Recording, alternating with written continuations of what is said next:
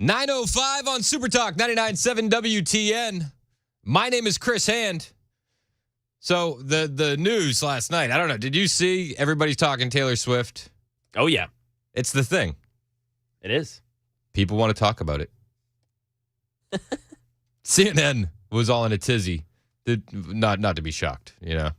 Don't be surprised. Yeah. They're kind of upset because one Jack Posobiec had this to say about Taylor Swift at the Turning Point Action event. Wellness movement, the millions watching back TV, when we do the podcast, when we do War Room, when we do human events, right? That's who we got. And so that's who we have to go to war with. And so when it comes to winning these elections, we have to understand the new game. And when I talk about Taylor Swift, I say it's so obvious to me. She's the perfect vehicle to go to those low propensity white liberal women to say, I need you to come out. I need you to come out for what? What'll be the issue? It'll be abortion, right? Abortion will be the issue. You need to come out. You need to get out on here, and we can all see it. We can all see it. I don't. Do you think that's a radical take that Taylor Swift is going to come out and support Democrats and that abortion is going to be the issue? So some people are calling this a vast right-wing conspiracy theory, but I personally, I'm like, it just makes sense. Why wouldn't they have a big-time celebrity endorse the Democrats? They do it all the time. Jay-Z was out there shilling for Hillary. Beyonce was shilling for Hillary. It happens every election cycle. I don't know why this is such a shock. And Posobiec highlights her record and how she'll use her power of celebrity. That, of course, she came out as a Democrat in 2020. She attacked Marsha Blackburn in 2018. She's driven out voters using her social media presence in the past. And so it really seems like all the indicators going. And then, of course, take my word for it, the New York Times has already said that the Biden administration is working on what they call the Taylor strategy. So again, it's not about her as a person. It's about the machine that's around her and how they can use the power of her celebrity. It's always about power of celebrity, right? It makes sense. You want to energize young voters. Why wouldn't you, right? On the flip side, we get excited when Snoop Dogg comes out and supports Trump. We're like, yeah, let's do it. Like, I don't see much difference between the two. I really don't. But CNN, they're all upset and they're calling it this right-wing conspiracy that Democrats are going to use Taylor Swift. The same Taylor Swift that's endorsed Democrats in the past. I don't know how this is a right-wing conspiracy, but CNN was just calling it a conspiracy theory outright and calling out right-wing personalities as tinfoil hatters because of it. This is why we can't have nice things. I almost sung it, but I wasn't going to do that. Oh, wait, that's a song? That's a line from a Taylor Swift song. With the Kansas City Chiefs headed to the Super Bowl, influential MAGA media personalities, they're pushing this conspiracy theory about Taylor Swift, her superstar boyfriend Travis Kelce, the NFL, the Democratic Party being in cahoots, all woven together here, trying to get President Biden reelected. We promised you conspiracy theory Mad Libs, and that is pretty much exactly what you're going to get. A failed Republican presidential candidate, Vivek Ramaswamy, posted this, quote, I wonder if there's a major presidential endorsement coming from an artificially, culturally propped up couple this fall. No shortage of conspiracy theories from the failed presidential candidate. Yeah, it's a failed presidential candidate with conspiracy theories. This is CNN. Is their slogan still the worldwide leader in news? Right? Isn't that what they do? I believe that's still their slogan. I think so. And he can't pronounce a Republican presidential candidate's name right? Vivek. It rhymes with cake. Your network ran that clip over and over and over again. I know nobody watches your network, including the people that work there, but hey, it's a conspiracy theory. MSNBC covered this as well. Joy Reid doesn't seem to think that it's a conspiracy theory that Taylor Swift would come out to support Democrats. In fact, Joy Reid highlights her record. It was in 2018 when Swift first delved into politics, endorsing two Democrats in Tennessee, including the opponent of then Congresswoman Marsha Blackburn, a moment she talked about in her Netflix documentary, Miss Americana, saying she has to be on the right side of history. And she didn't stop there. In 2019, Swift wholly denounced her alt-right fan base, telling Rolling Stone, there's literally nothing worse than white supremacy. It's repulsive. There should be no place for it. And in 2020, she lashed out at Trump for his rhetoric against protesters following the killing of George Floyd, tweeting that Trump has been stoking the fires of white supremacy and racism his entire presidency. And not too long after, she endorsed Joe Biden and Kamala Harris. Since then, she has encouraged her massive fan base to vote, forming a partnership with Vote.org, which registered more than 35,000 voters after Swift posted on social media in September. Oh, but it's a conspiracy theory. It's a conspiracy theory that the Democrats would want to use her power of celebrity and that they would want her to endorse them when she's endorsed them in the past multiple times. Gets her fan base to register to vote. It's a conspiracy theory. All right. Conspiracies. Hashtag conspiracies. CNN was going in. They were calling out Jack Posobiec, Jesse Waters. They even, again, they couldn't pronounce Vivek's name right. They called him Vivek. And then they go to trash Jack Posobiec and they Posobiec. It also comes after far-right conspiracy theorist Jack Posobiec claimed that the Democratic Party and other powers are, quote, gearing up for an operation to use Taylor Swift in the election against Donald Trump. And then host on Fox, Jesse Waters, went as far as to suggest that Swift is a Pentagon asset, a PSYOP. So is Swift a front for a covert political agenda? Primetime obviously has no evidence. If we did, we'd share it. But we're curious, because the pop star who endorsed Biden is urging millions of her followers to vote. She's sharing links. And her boyfriend, Travis Kelce, sponsored by Pfizer. And their relationships boosted the NFL ratings this season, bringing in a whole new demographic. So how's the PSYOP going? I mean, they call it a conspiracy theory, and I just think that that's a load of crap. Of course they would want Taylor Swift to endorse them. This is what Democrats do. I think there's other conspiracy theories at play. I think that the Taylor Swift one's pretty obvious. But have you seen the yelling Instagram guy? He's all over Instagram and TikTok. I don't think influencer. So. He yells about the economy. Okay. I feel like these are more the conspiracy theories that have merit. So this is the guy. He yells all over. He goes viral for content like this. Why is everything so damn expensive? 4 years ago, my rent was $1,200 a month at a luxury apartment complex. It is now $2,100. So he yells about the economy. Gotcha. So the conspiracy theory, though, I feel like is more here because he says he was offered money by Democrats to put out a video saying the economy is actually pretty good. I'm not saying it's Trump's fault. I'm not saying it's Biden's fault. I'm not saying it's anyone's fault. But obviously, Biden is president and the economy sucks. So, naturally the blame lies on him. And this morning, I got an email from someone claiming to be from the Democratic Party. And they said, what would your rate be to post positive videos about Joe Biden? I was like, you know what? I wonder how bad they want me to post this. 50 grand. And they said yes. I'm not going to lie. I was very, very tempted, but I didn't do it. I think that's more of a conspiracy theory. I feel like the Democrats wanting Taylor Swift to endorse them is overt, and everybody knows that that's the move. Why wouldn't you? But I feel like this stuff, the underbelly of influencers and offering money on the low to post positive videos and viral content, that's the conspiracy theory. That's going to sway people subliminally. Everybody knows that Taylor Swift is going to endorse Democrats. And I think that there's one winning play for Trump in all of this. One winning play. Just comes out and says he loves Taylor Swift. Oh. Just come out and say that you're a big Swiftie. Lean in. Lean in. Be like, oh, she's my favorite. She's my favorite country artist of all time. I love her music. And I don't have a bad thing to say about her. You make an album like 1989?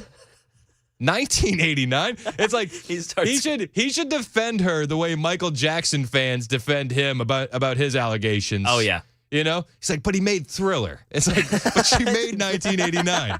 So she can say whatever she wants about me as long as she keeps putting out bangers. Have you heard Red? Come on. Are you kidding? And then I think he should go a step further. This is what I think would be the greatest move of all time. I think that he should start weaving in her lyrics into his speeches, but then make no acknowledgement of it at all. Yes. right? Yes. Like at campaign rallies. But don't acknowledge it. Don't acknowledge it at all, and just make them go nuts. So you'd be like, the UN is awful. The moment I get into office, I'm going to leave the UN, and I promise you we are never, ever getting back together. I love it. Would that not be the greatest move of all time? The Democrats, they say I'm old. They say I'm too old. Trust me, I'm feeling 22. Oh, that's so good. I love that. He said, when we won the 2016 election, it was the best night. Never would forget how we moved. And everyone's like, and he has no acknowledgement. Just don't acknowledge it. Don't acknowledge it at all. That's what I would do. We could go on for days. Joe Biden, he talks about me. He says, hi, I'm the problem. It's me. Well, it's not me. It's not me. Oh, that's so good. Oh, I love that. They talk about replacing Joe Biden with a Gavin Newsom. He's tall. He's handsome as hell. He's so bad, but he does it so well. Oh, I love that. You'd have Swifties just in a rage. They would be seething. losing their mind. And I don't know what you could do about it, especially if he didn't acknowledge it. What are you talking about? What do you mean? Yes, exactly. He's like, what? No, I don't know what you're talking I don't about. I don't know what you mean. I love America. I'm so in love that I might stop breathing. You could go on and on. This is the move. Rick says, bro, the sadder part is that both of you know the lyrics to Taylor Swift songs. That's what Rick said on the super text line. Rick, full disclosure, we Googled the lyrics. Yeah, come on, Rick. Google exists, Rick. There's a thing you can 239 Taylor Swift lyrics for your next Instagram caption. I got them all here. That's what I'm saying. It's so easy. Anybody could do this. But you know what, Rick? You just want to stay in that lavender haze. That's fine. Daryl wants to talk about Taylor Swift on line one. What's up, Daryl? You're on Super Talk. Oh, my God, you guys are so daggone funny. I'm loving it. I appreciate it. I know one thing. You just give the Democrats a good idea. I think he leans into it. I think that's a winning recipe. You got that right. I love it, guys. All right, Appreciate it. Appreciate your call, Daryl. Thanks so much. I mean, it is a good idea. It really is. When I came down that escalator in 2015, and the first night you saw me, nothing was going to stop me. You could go on for days. You could just keep going. I don't know who I could call in the Trump campaign. I've got some bad blood. I've got some seriously bad blood. Yeah. Me and DeSantis, it used to be mad love. Yes. But they say now we got bad blood. Oh, my gosh. Is that not a winning recipe? That's it. That's how you lean into this kind of stuff. And that's how you just turn them upside down and make them seethe. Use their arrows against them. That's it. Yeah.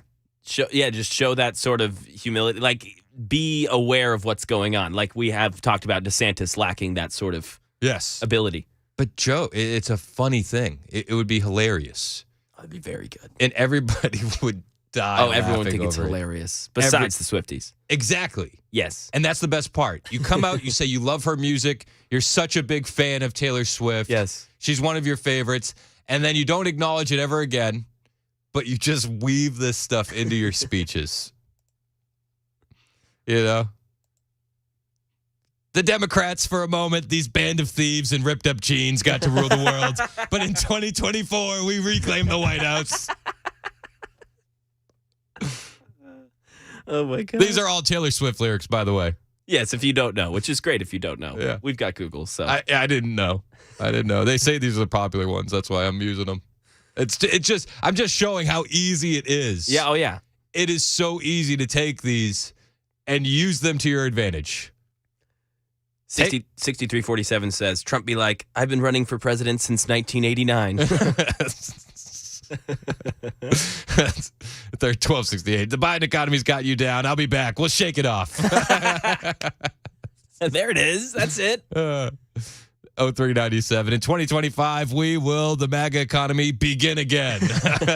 You see, you guys are getting it. This is good. You guys are getting it. This is what we do. This is what we do. This is what they have in their arsenal. Let's use it against them and have fun while doing it. Because you know what? The Democrats don't know how to have fun. The left can't meme. The left can't laugh. All they can do is whine, cry, play the victim. Let's laugh at them. Let's use all of this against them. This is what we need to do. This is how we win. Not just in 2024, but the culture war as a whole. The right needs to be fun. We need to be cool. This is how we're going to win young voters. This is how we're going to bring new people into the party. And this is how we take what is, an asset for the Democrat Party in Taylor Swift. And we can all agree she's an asset. Having her endorse your candidates is a big deal. But we can take that and we can use it against them in such a smart way. So I don't know. I don't talk to anybody from the Trump team. I wish I had somebody's phone number. I would give them the idea. Seriously. This is an award-winning idea. It's 921 on Super Talk 99.7 WTN.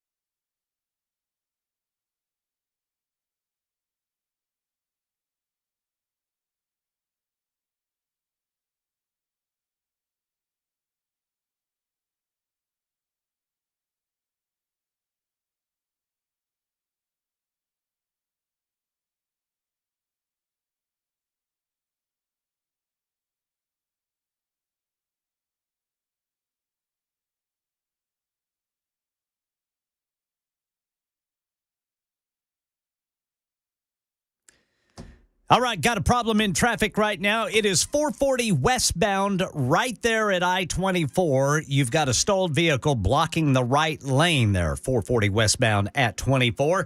And Tennessee is hitting back at the NCAA. Details at 9:30 on Super Talk 99.7 WTN. Thank you, Ken Weaver. It is Super Talk 99.7 WTN.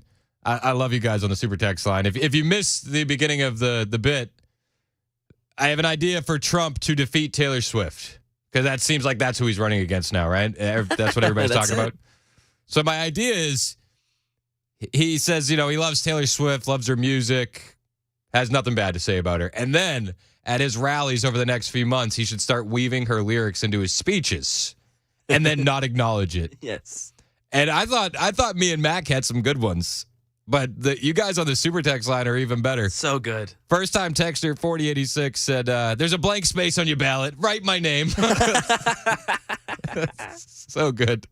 7709 said, correction. Look what you made me do. Look what you made me do.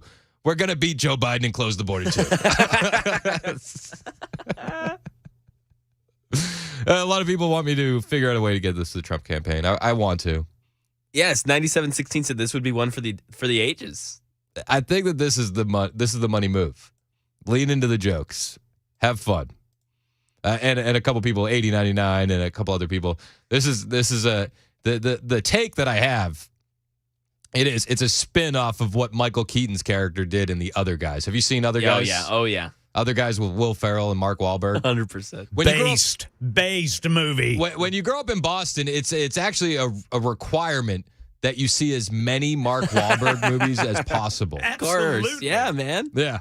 Most famous Bostonian. Yeah. So in the movie, The Other Guys, Michael Keaton's character, he's the police captain. He'll talk to the officers and he'll reference TLC songs.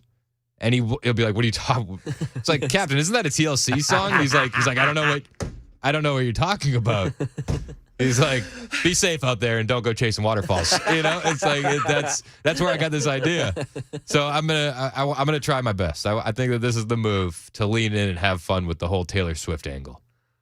Oh, Randy says to send it to Don Jr. Maybe Jr. could be easier to get a hold of. Get it to the big man. I don't know. I don't have any of these people's numbers. I'll see what I can do. I love it, though. I will say this. Trump emails my wife all the time. Wow. Donald Trump Jr., Eric Trump, the DJT himself. They're all going after V. They always email her. Like, Virginia, you've stood with me since the beginning, and we really appreciate this. So maybe she could reach out to them. Yes, she's the bridge. Yes, that's exactly right. All right, I'll have Virginia reach out.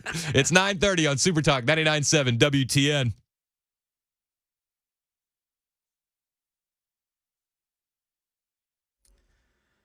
I'm Ken Weaver with your top stories. Full forecast in 2 minutes. There's a potential 911 service disruption for AT&T customers here in Davidson County. So if you are an AT&T customer and you're unable to call 911, you're asked to call 615-862-8600 or dial 311 and select option 1 to speak with a Metro Nashville public safety dispatcher. Tennessee is hitting back 1 day after the NCAA announced it was investigating potential NIL violations at UT. Tennessee State Attorney General Anthony Skermetti has filed a federal antitrust lawsuit against the NCAA on the part of student athletes. This lawsuit could mean a temporary injunction that could suspend NIL rules and limitations. And police in North Carolina looking for a woman who's been missing for more than 2 weeks. 25-year-old Marissa Carmichael, last seen at a Greensboro gas station 2 weeks ago, where she called 911 and described being abandoned there. Took off on me, and I don't know where I'm at. I'm in the middle of Greensboro. When officers arrived to assist her, she was not there. That's the latest news. Weather's next. I'm Ken Weaver, WTN News.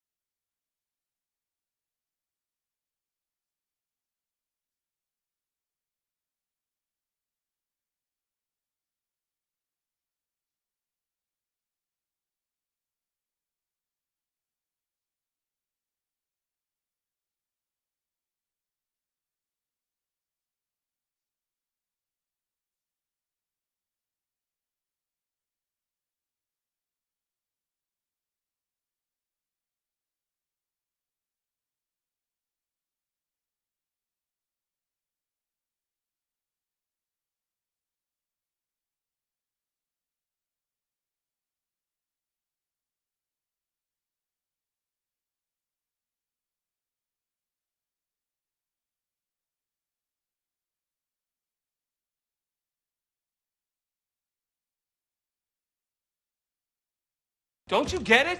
This case is talking to us. I'm a peacock, Captain. You gotta let me fly on this one. You know what, Terry? Let's just settle this. Peacocks don't fly. They fly a little. They get a real running About as start. much as a penguin. One more thing. Do me a favor. Don't go chasing waterfalls. It's Super Talk 99.7 WTN.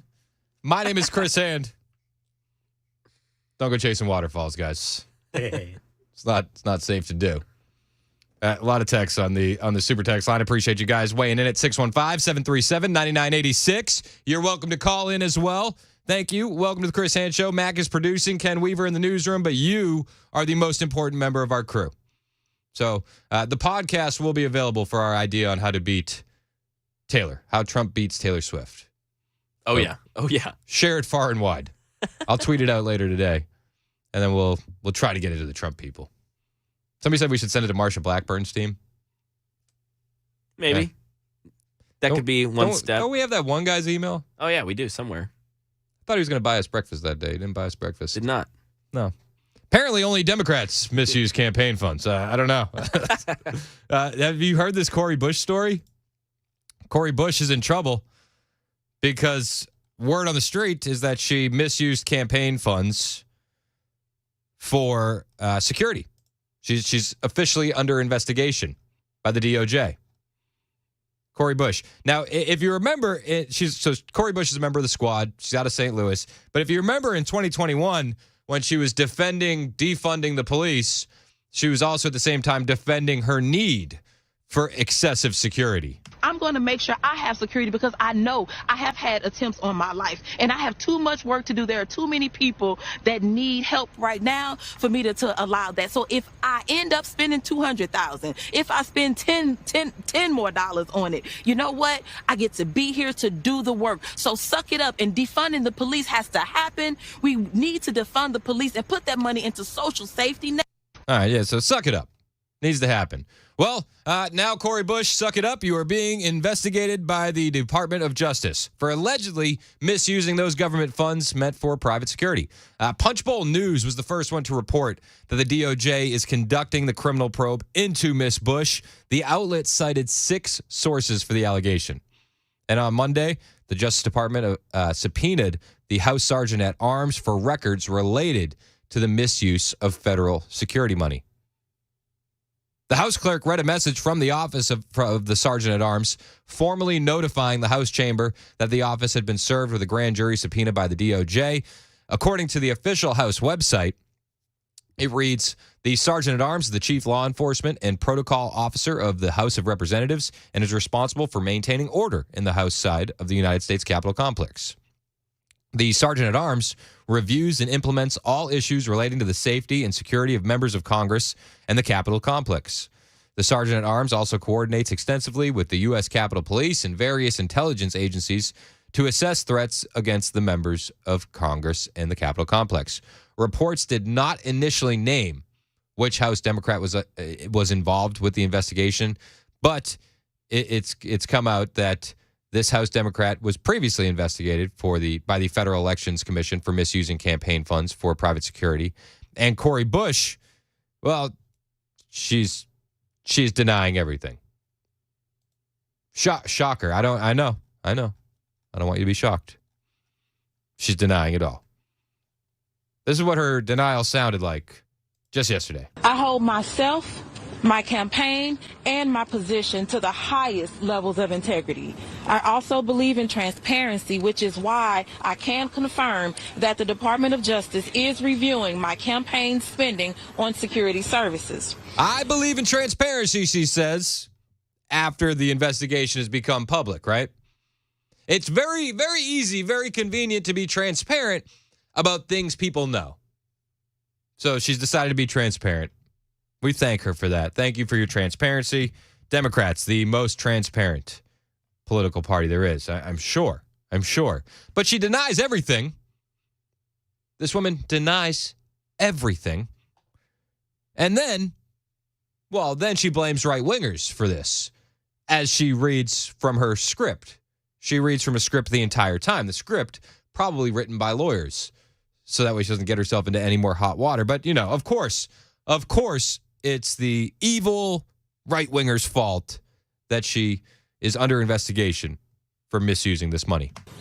In recent months, right-wing organizations have lodged baseless complaints against me, peddling notions that I have misused campaign funds to pay for personal security services. That simply is not true. I have complied with all applicable laws and House rules and will continue to prioritize the rules that govern us as federal elected officials. In particular, the nature of these allegations have been around my husband's role on the campaign. In accordance with all applicable rules, I retained my husband as part of my security team to provide security services because he has had extensive experience in this area and is able to provide the necessary services at or below fair market rate. Well, she's being accused of allegedly misusing $750,000 in campaign funds for this personal security, $750K in the last 3 years. And as Dan Mandis pointed out on Nashville's Morning News, her husband doesn't have any licensing for being personal security in D.C. or in St. Louis. Oops. Yeah. She wasn't very transparent about that part, right? She just said he has experience. She's being as transparent as she can be.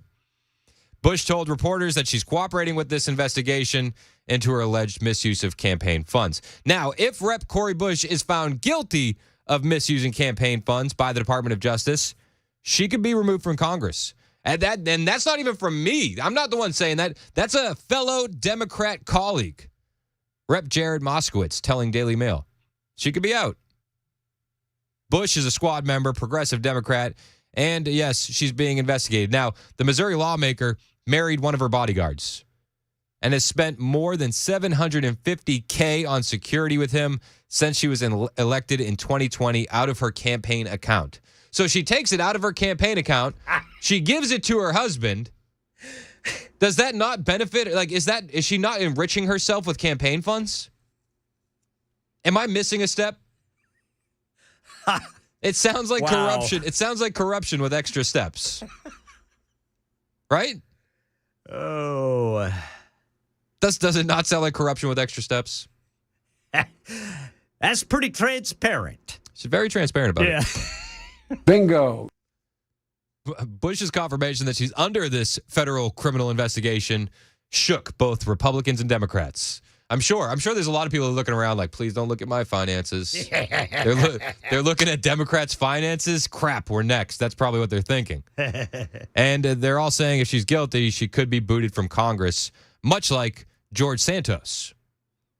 Now, this Democrat from Florida, Moskowitz, said if she's violated the law and she's indicted and she's found guilty, then she obviously should be removed 100%, just like what happened with George Santos. Yeah. Yep.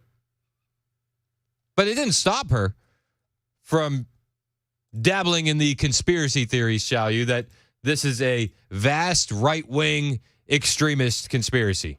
And I am under no illusion that these right-wing organizations will stop politicizing and pursuing efforts to attack me and the work that the people of St. Louis sent me to Congress to do, to lead boldly, to legislate change my constituents can feel, and to save lives. Oh, she's saving lives. I didn't know she was saving lives. Let's stop the investigation, please. You know, she does save lives. She tweeted on January 30th from her Rep. Cori Bush account, intimate partner violence can be deadly. Intimate partner violence. Every single person deserves safety and peace in their relationship. St. Louis, join us next Wednesday, January 31st, for a telephone town hall on IPV and DV resources. And she says, black women are 3 times more likely to die as a result of an intimate partner than white women. She's out there saving lives in St. Louis. It's on full. She proves it. She proves it on her Twitter account. Cori Bush. In December, George Santos was out because they were saying that he stole donor funds to spend on OnlyFans and Botox. And that's bad. He should be gone. But when you're enriching your family, is that not equally as bad? Our own Tim Burchett told the Daily Mail that they should throw the book at her. It's a crazy amount of money. It is. $750,000. $750,000. Just go to the Glock store. It would be much cheaper for personal security. Get training. Like, it blows my mind that anybody can justify $750K on personal security, especially Cori Bush. Maybe she's gotten death threats, but like, we get death threats all the time here at WTN, and we're just like loser hosts. You know what I mean? Like, people throw mean things at me all the time. They want us to like crash our cars and stuff. Like, I'm my personal security. I would gladly take $750K for personal security if Cumulus wanted to provide it, but it just seems like a bit of a stretch that you would need that much for personal security. I mean, think about death threats athletes get. Yeah. I mean, shoot. $750K for personal security? No way. No. And the thing is like, she says death threats, but I think that there really needs to be a distinction between a credible threat and a Twitter troll. Do you know what I mean? There is two different types of things. When somebody says something mean on the internet or when somebody is actively plotting to kill you. Those are different types of threats. Yeah. One, you could get me to say, okay, it warrants extra security. I still don't know if you would need $750,000 of extra security. But the other is, you should block that account or don't open Twitter. They're two different things. Tim Burchett went on after saying it's a crazy amount of money, said she hired her husband, who wasn't qualified to be that form of security guard. He says, well, I guess we're going to have to decide that. And are we going to allow that activity to happen? Are we going to allow that activity to happen? I don't think we should. Eric Swalwell, another Democrat, Eric Swalwell, you guys know Eric Swalwell, sleeps with Chinese spies, farts on camera. Eric Swalwell from California. He said he would want to wait and see how the investigation unfolds. I wish he would wait and see how investigations unfold before he went on his Russia talking points during the Trump presidency. I think this may be the first time that Eric Swalwell wants to wait and see how an investigation unfolds. It says, I've just seen that there are reports of charges. I will let the justice system play out as equally for her as it's playing out for former President Trump, he told the Daily Mail. He couldn't let it slide without sneaking in an orange man bad, right? But Cori Bush denying the charges, blaming it on right-wing conspiracy theories, saying, since before I was sworn into office, I have endured relentless threats to my physical safety and life. Again, I think there needs to be a distinction. Are you talking about Twitter trolls or are you talking about actual threats? Because they are not the same and they should not be treated the same. Should they be investigated equally? Sure. If you actually think that these are credible threats on Twitter, absolutely. Have them investigated. Have them looked into. But it's not the same as an actual plot.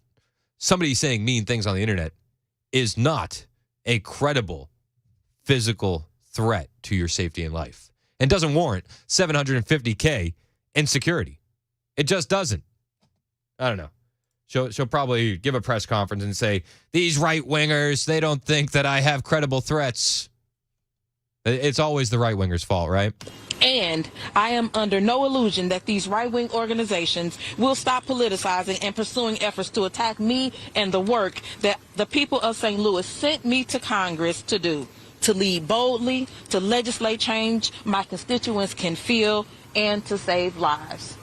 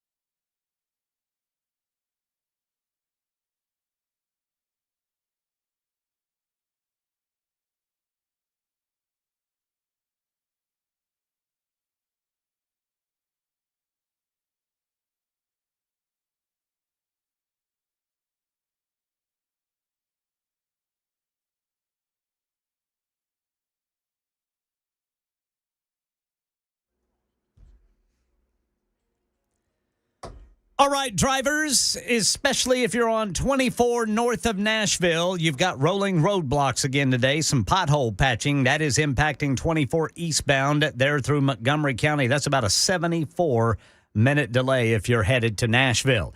Tennessee is hitting back at the NCAA one day after the NCAA launched an investigation into UT. And hear part of a distressing 911 call before a mysterious disappearance. These stories and more at 10 on Super Talk 99.7 WTN. Thank you, Ken Weaver. It is Super Talk 99.7 WTN. My name is Chris Hand, Mac Maury producing. You guys on the Super Text line at 615-737-9986. We were talking about Cori Bush, who's being investigated for misusing funds for personal security. $750K is in question. They're saying that she paid quite a bit to her husband for private security. And I love the super text line. 4565 said she should hire Liz Cheney for security. Apparently, Liz meets tragedies with extraordinary strength and courage. 8512 has an interesting theory. 8512 says, throw that congresswoman in jail and make her pay back that money. So she got friends to anonymously open Twitter accounts for the sole purpose of creating death threats so she can justify stealing from her campaign funds. That's a Jesse Smollett move if I've ever seen one. That's a good theory. Another person said $750K. Secret Service don't make that much. I can't find the text right here, but I did do a Google search. You know what the average Secret Service member gets paid? 120. $65K a year, baby. Wow. $65K a year. Wow. She could have had an army of Secret Service. Instead, she just had one husband with no certifications. Yeah, my husband, he's a security expert. Yeah, he worked at a mall in St. Louis. Have you seen those malls? His name is Paul Blart. They're very dangerous. It's 10 o'clock on Super Talk 99.7 WTN.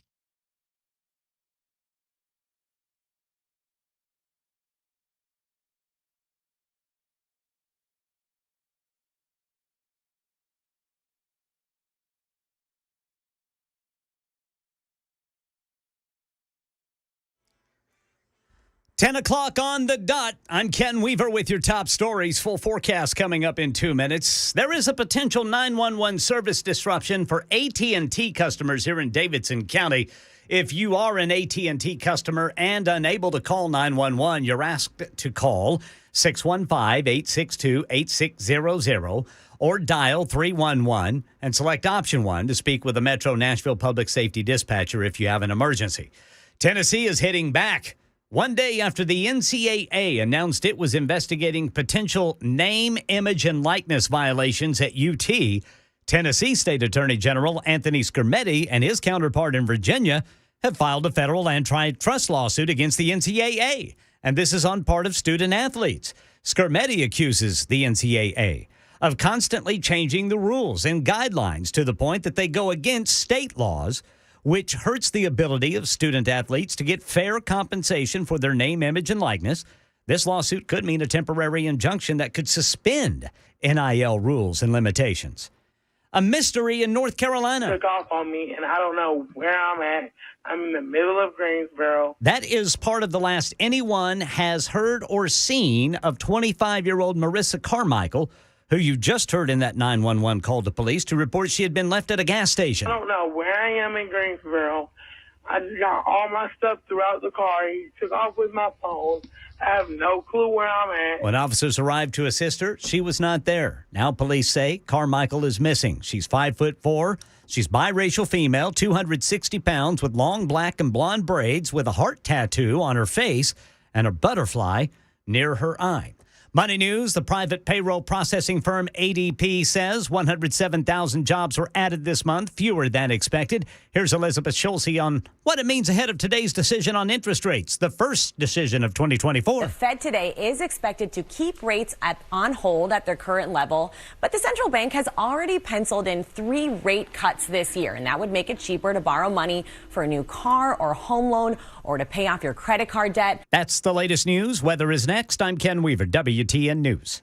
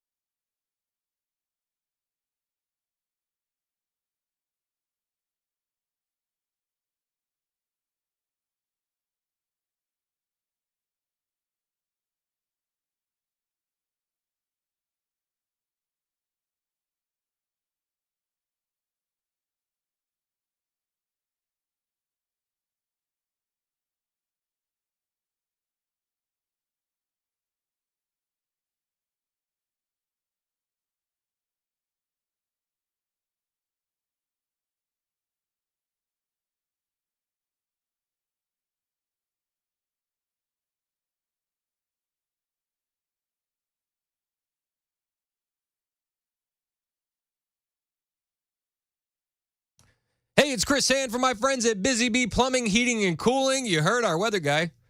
Temperatures, they're up, they're down. Have you gotten your HVAC system serviced yet?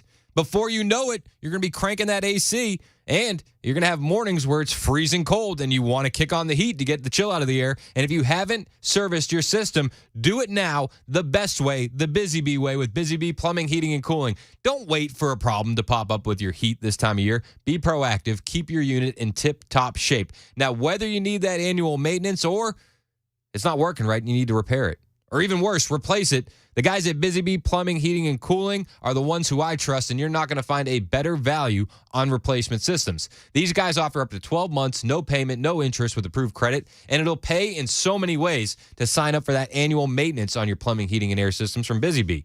You know, get in front of it. Don't wait for a problem to pop up. And for added rewards and savings, you can sign up to be a Beehive member. That'll get you front-of-the-line service, thorough annual maintenance on your plumbing, heating, and air systems, and no overtime charges 24/7.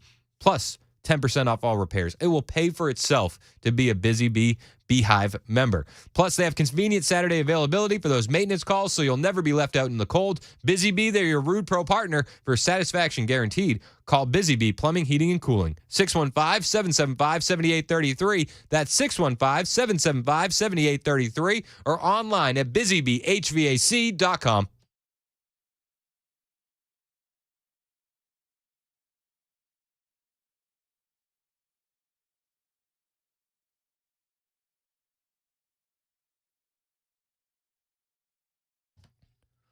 .05 on Super Talk 99.7 WTN. What's going on? It's Chris Hand.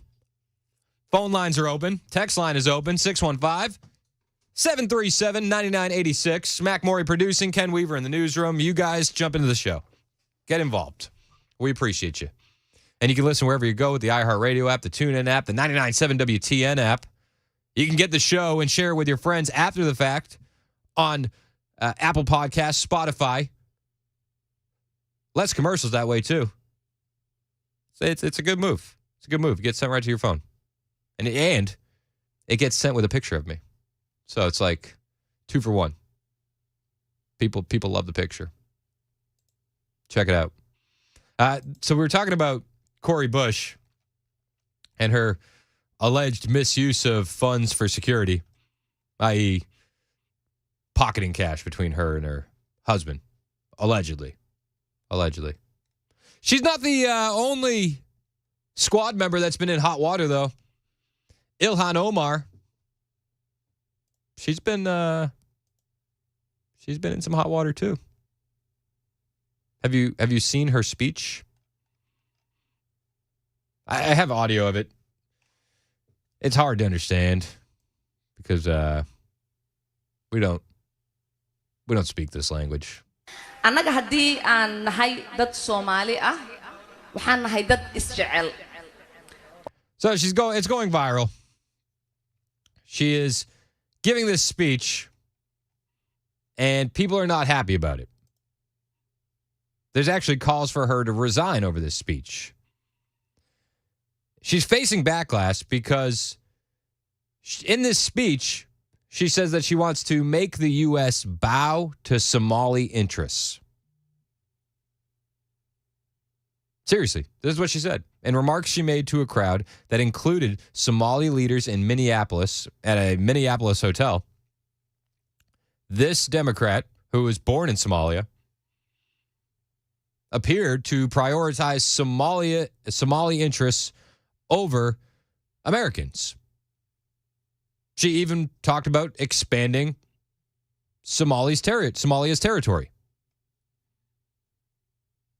She vowed in this speech to protect Somalia. Quite literally quoted saying, "The U.S. will do what we want, nothing else. They must follow our orders. That is how we safeguard the interest of Somalia." Pretty interesting. According to a translation of her comments that were featured in a viral clip posted to Twitter that have gotten more than 4 million views, it's probably even higher now. This pro-boycott, divestment, sanctions Omar describes herself as Somalian first and Muslim second, saying that the U.S. government will do what Somalians in the U.S. tell them to do. She said, and I quote, "They will do what we want and nothing else. They must follow our orders, and that is how we will safeguard the interest of Somalia." She goes on to say, "We Somalians must have confidence in ourselves that we call the shots in the U.S." Describing America as a country where one of your daughters, talking to Somalia, one of your daughters is in Congress to represent your interests. Omar tells the crowd, "Sleep in comfort, knowing I am here to protect the interests of Somalia from inside the U.S. system." Interesting. Thought you're supposed to look out for America. I didn't know. Mac, will you fact check that? Are you allowed to look out for Somalia when you're in the U.S. government? Frank in Oak Grove, you have a comment on Omar. You're next on Super Talk. What's up, Frank? Oh, I'm just calling about different comments from her and others who are from other countries that are out in the streets, and the Palestinians, for example, waving their flags. You're in America. Go home, take your flag with you, fly it when you get there, and make it better. But, I mean, I'm tired of hearing it all. And now you got an elected official who keeps getting reelected, making these kind of comments, and it's like, then go back to Somalia. You've got a lot of experience now in this country as far as procedure law, and make Somalia, a better country. But I'm really tired. I know a lot of friends that I know are tired of other people from other countries coming here, and they're stopping traffic. They're getting in freeways. It's for a cause that does not involve this country directly, as in our border security and things like that. Yeah, I'm with you, Frank, and I hear you. I appreciate the call. Thanks so much. One of the things that's tough about Ilhan is she's untouchable in her district because her district is so heavily Somali. It's a bunch of people from Somali heritage, kids of Somalians, that ties to the country. She's untouchable in that district. Some people have made the comments that, a conservative could probably get elected in that district just by not being as radical and progressive as Ilhan. But when you hear her talking to the people in her district, it's clear that whoever gets elected, even if you were conservative, you'd have to say the same types of things to get elected. But people are upset. House Majority Whip Tom Emmer, who is also from Minnesota, said Ilhan Omar's appalling Somalia First comments are a slap in the face to the Minnesotans she was elected to serve and a direct violation of her oath of office. She should resign in disgrace. Marjorie Taylor Greene weighed in. Terrorist sympathizer Ilhan Omar, in her words, Somalian first, Muslim second. She never mentions America. That's what Marjorie Taylor Greene posted on Twitter. She said she flaunts using her position as a congresswoman to protect Somalia's border while our border is being invaded by millions of illegals who are a danger to America. These people hate America. They're so emboldened by the Democrats' disdain for our country, they're not even trying to hide it anymore.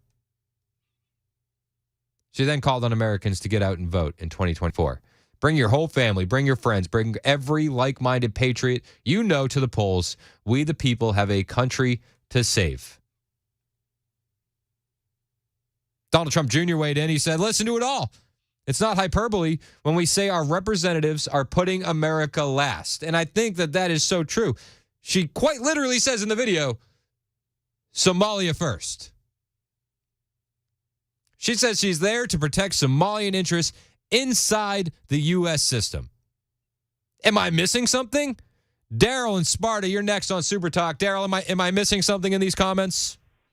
I tell you what we need to do, just send all those illegal immigrants that are coming across the border over there, then maybe we can get a Mexican in there instead. Ironically, maybe a better move. Thanks for the call, Daryl. You got that right. Glenn in Franklin, you're next on Super Talk. What's up, Glenn? Well, good morning, and thank you for telling us the truth, keeping us informed. God bless you guys, and you're doing a great job. Listen on Omar. She swore an oath. So I know she's a citizen, but she swore an oath to uphold the constitutional values like that. She is not doing that. In fact, she is a traitor to this country, to her oath, to the Constitution. And isn't there anything that can be done legally to have her removed, even though she's been voted in? I don't know if there's anything legally that they can do right now, but I think that we need to make a full court push to have her primaried and removed. Absolutely. And I appreciate your call, Glenn. But people are calling for her to be thrown out of Congress. Ron DeSantis tweeted out that not only should she be thrown out of Congress, but that she should be expelled from Congress, denaturalized, and deported. That's what he put on Twitter. Expel from Congress, denaturalize, and deport. In response to Ilhan Omar. Where was this Ron during the presidential run? See, when I saw this comment from Ron, I was like, man, this is the Ron everybody fell in love with. The gloves off, take no prisoners, tell the truth, Ron DeSantis. I feel like when he was running for president, maybe he was a little bit too reserved. Maybe he was aiming for those people in the middle. And now he's just back to doing Ron DeSantis things. Expel from Congress, denaturalize, and deport. That was DeSantis's response to Ilhan Omar's comments. That her first priority is to her home country. And that's her top priority when she's legislating in Congress. Now, don't forget, Ilhan Omar is the same congresswoman who said, when talking about 9/11, some people did some things. That was Ilhan. Some people did some things.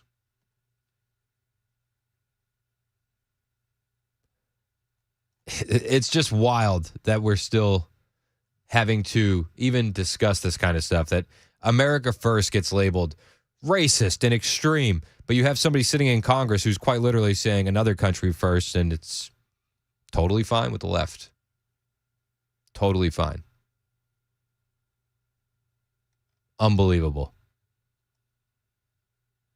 Trump Jr. kept going at her in Las Vegas on Monday evening. He said, you know Ilhan Omar. She says this stuff. Oh, well, I'm Somali first, Muslim next. We're going to make sure that Somali is heard. Like, you know, you're in the United States Congress. We don't even get a mention anymore in America, he added. Like, we're not even top 3, or we just get forgot about entirely. And yet, that feels like it's coming from so much of Congress, by the way, including from our own side, he added.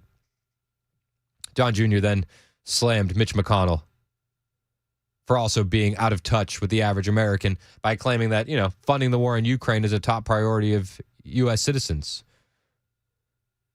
He goes at Mitch McConnell in the same breath. I've said this now numerous times. We've talked about war in Ukraine. You know, I hear Mitch McConnell, he's out there, the number one priority of Americans. I'm like, it's not for me.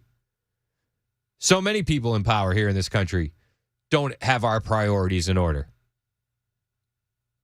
Ilhan Omar might just be the most extreme example. A lot of these other people just do it quietly behind the scenes. Steve, you want to talk about Omar? You're on Super Talk. What's up? What's up, Steve? Yeah, a couple of comments. I mean, number one, I think she's kind of brilliant, if you ask me. I mean, she's basically a heel. And for those of you that watch pro wrestling, she's just out there trying to get everybody irritated. She's going to fundraise off of it, make tons of money. She's one of 435 members of Congress. She's in no way a threat to our way of life.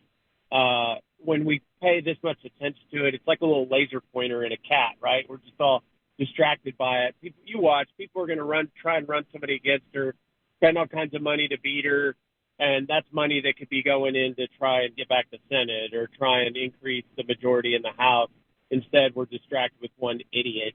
And at the end of the day, we may not like it, but you alluded to it. She's representing her district. If that's her district, I mean, it sucks, but if they keep sending her back, that's who they get. But she's never going to pass anything. I doubt if she even sponsors any significant legislation.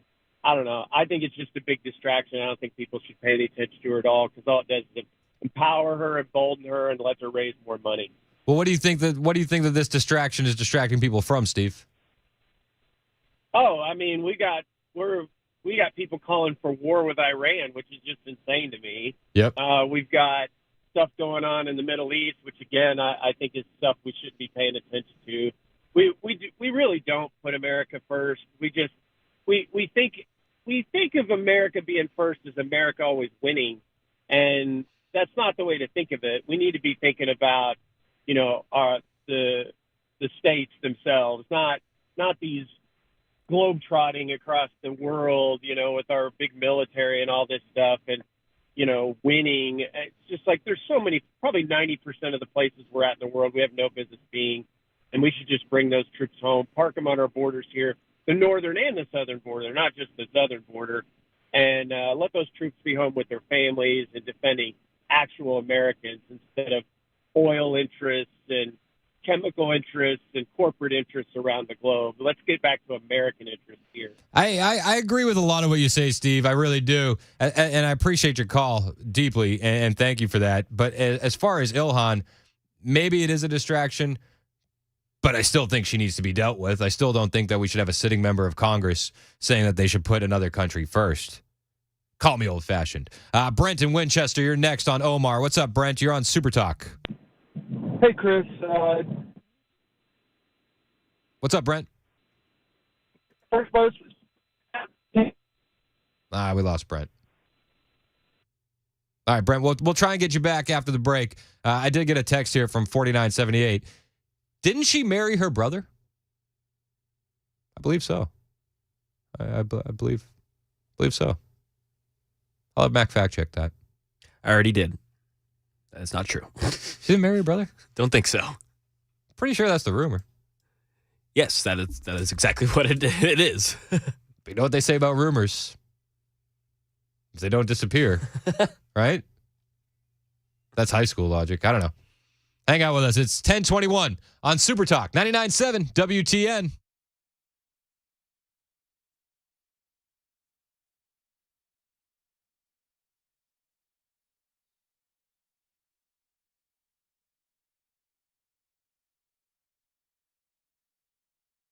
Hey, it's Chris Ann from my friends at USS, United Structural Systems. Now, the guys at USS, I had the chance to sit down and meet with them. They are so proud of the work they do. I got to tell you, they're good people, honest, hardworking. And if you need some help on your property, whether it's foundation repair, maybe it's sinkhole remediation, basement wall realignment, crawl space encapsulation, or basement and crawl space waterproofing, these are the guys to call. They've been doing it in Middle Tennessee since 1994, and they aren't going anywhere. Now, if a warranty issue ever pops up, they got you covered and the warranty stays with your house. They have more than 25,000 satisfied residential customers that will back them up. They have kids, they have families that are in this community. They're not going anywhere. They're not a franchise. They'll make a custom solution for your property, your home, to meet your needs, and you won't pay until the work is done and you are satisfied. The guys at USS, they do it all. Give them a call to check out whatever's ailing your home. 615-488-7855. From foundation repair to crawl space encapsulation to waterproofing and everything in between. 615-488-7855 or online at USSTN.com.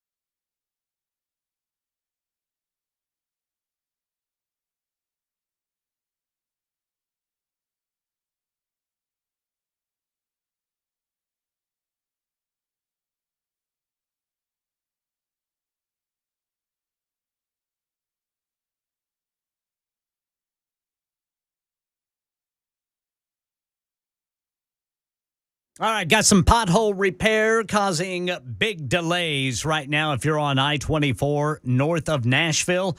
Rolling roadblocks for pothole patching 24 eastbound through Montgomery County, specifically there at MLK in Clarksville. And the state of Tennessee is hitting back at the NCAA over its NIL recruiting ban.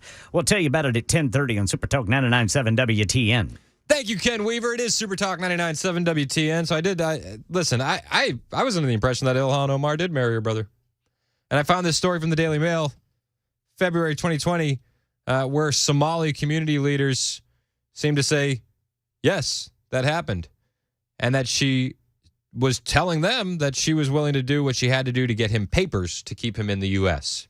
Now, when I say she married a brother, I don't think they were like romantically involved or linked in that way. I always thought it was for immigration reasons. The Daily Mail has this story. Ilhan Omar told friends years ago that the man who went on to become her second husband was, in fact, her brother. DailyMail.com can confirm.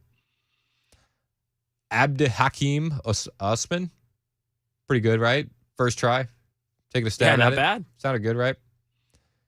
He's the first person to go on record to speak of how Omar said she wanted to get her brother papers so he could stay in the United States. It's long been rumored that Omar and Ahmed Elmi are siblings. But because of a lack of paperwork in war-torn Somalia, proof has never been uncovered. Osman said she needed to get papers for her brother to go to school. We all thought she was getting papers to allow him to stay in this country. Omar was married to her second husband, Elmi, in 2009 by a Christian minister, even though she's Muslim. She was married to Ahmed Hersi in 2002 in a Muslim ceremony before they split in 2008. And she later had another child with Hersi while legally wed to Elmi, which is her brother. Osman said when Hersi and Ilhan got married, a lot of people were invited. It was a big Islamic wedding uniting two large clans in the community. He added, when she married Elmi, no one even knew about it. No one knew there had been a wedding until the media turned up the certificate years later. So, I mean, there seems to be truth to those accusations. I will point out, though, you search this on the internet and you get just as many articles supporting it as you get articles denying it. So, I tend to think it's true. Brent in Winchester, you're back on Super Talk. What's up, Brent? Hey, Chris, I was just saying Pat Buchanan predicted this 30 years ago, the balkanization of America, and that assimilation was our strength, not diversity. Yeah. Yeah, I mean, they used to celebrate the melting pot, but now it's come here, keep your own flag, keep your own culture, keep your own language. We used to melt down into American culture under the American flag and you know, move towards that American value. But that doesn't happen anymore. It doesn't seem like. No, I appreciate your call, Brent. Thanks for hanging on the line for me, man. 615-737-9986. 615-737-9986. I've been accused of ghosting the people on the F&M Bank chat line while giving shout-outs, and I apologize. I love you guys on the F&M Bank chat line on Super Talk TV, and I don't want you to think that I don't. So, appreciate y'all. I do. So, Ilhan Omar, she's under fire from everyone. Ron DeSantis saying expel from Congress, denaturalize, and deport. What do you think? 615-737-9986. I mean, the speech has been going viral. There are multiple calls for her to resign after that speech where she said she's putting the interests of Somalia first.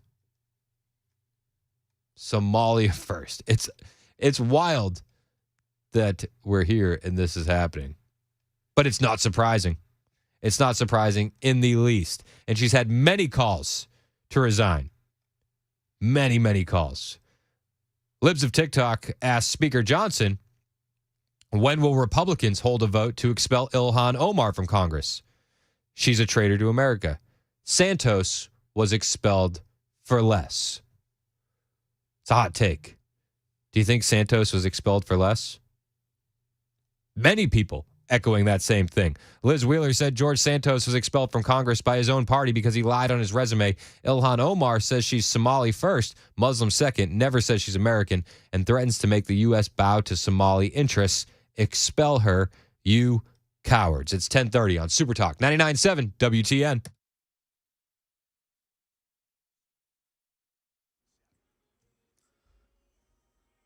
I'm Ken Weaver with your top stories. That is an 88-minute delay if you're driving on 24 eastbound through Montgomery County. They're doing some rolling roadblocks in order to repair potholes. So 24 eastbound, just past MLK Parkway, is where the slowdown starts. That's about an 88-minute delay right now. So keep that in mind if you're heading to Nashville. There is a potential 911 service disruption for AT&T customers in Davidson County. If you are an AT&T customer and you are unable to call 911 and you have an emergency, you're asked to call 615-862-8600 or dial 311 and select option 1 to speak with the Metro Nashville Public Safety Dispatcher. And right now, Haynes Middle School in Nashville is on lockdown after reports of a weapon on campus. Channel 4 says the student suspected of bringing the weapon is in custody. That's the latest news. Weather is next. I'm Ken Weaver, WTN News.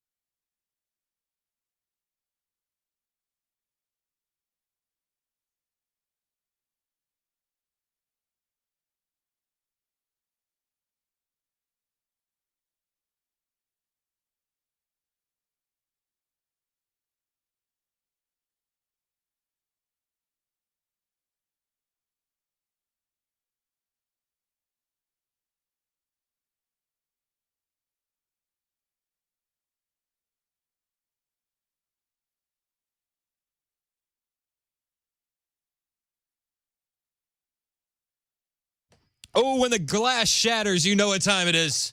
Super Talk 99.7 WTN. My name is Chris Hand.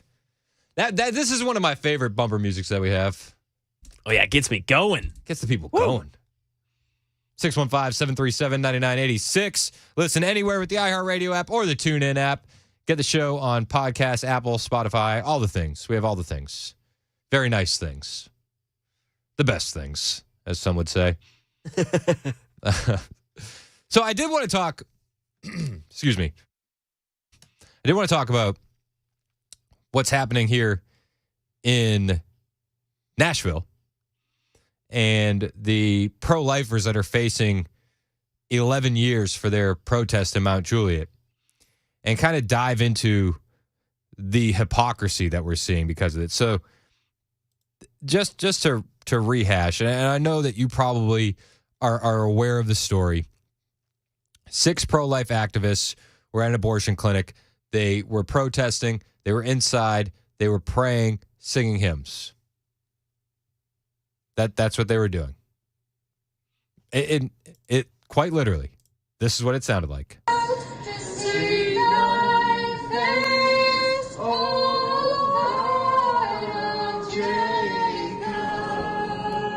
So that happened on March 5th, 2021.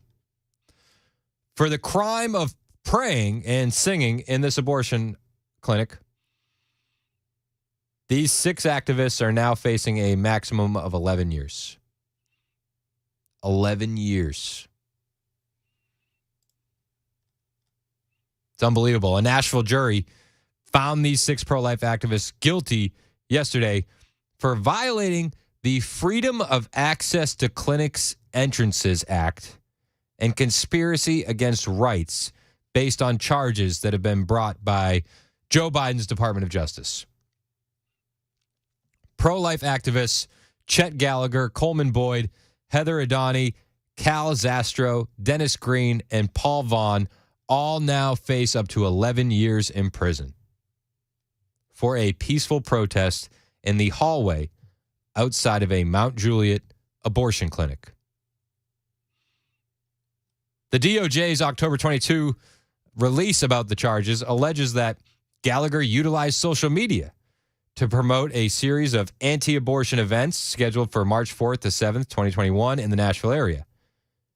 They say other co-conspirators then utilized Facebook to coordinate travel and logistics and to identify other participants for the blockade. 6 people praying and singing. Hardly a blockade. We've seen pro-Palestinian protesters take over offices, government buildings, numerous times, much larger in number. Hypocrisy. In his social media post, Gallagher referred to this as a rescue, the Justice Department release says. Boyd also began a Facebook live stream of the broadcast of the clinic blockade at 7:45 a.m. on March 5th, 2021. Now, again, this is from the Justice Department release. This is not my words. I wouldn't call it a blockade, but the Justice Department does. They say this live stream broadcast was titled in part Mount Juliet, Tennessee Rescue March 5th, 2021, and live streamed the blockade event as his co-conspirators and others blocked the clinic entry doors and prevented a patient and an employee from entering. The release continues. The live stream also broadcast members of the group attempting to engage a patient and her companion, as Boyd told his live stream audience that the patient was a mom coming to kill her baby. I've seen many of these protests. I didn't see the part of the live stream where he engaged the patient, but quite often these people, the pro-life protesters do engage people going into abortion clinics, and quite often they talk them out of the abortion. Vaughn previously told the Daily Signal that the FBI came to his door, guns pointed, banging on the house, yelling and screaming, "Open up, FBI," that kind of thing. When I opened the door, I saw the guns pointed at me. I asked them what they wanted, who they were looking for, and they said they wanted me. Is that the kind of response needed for this?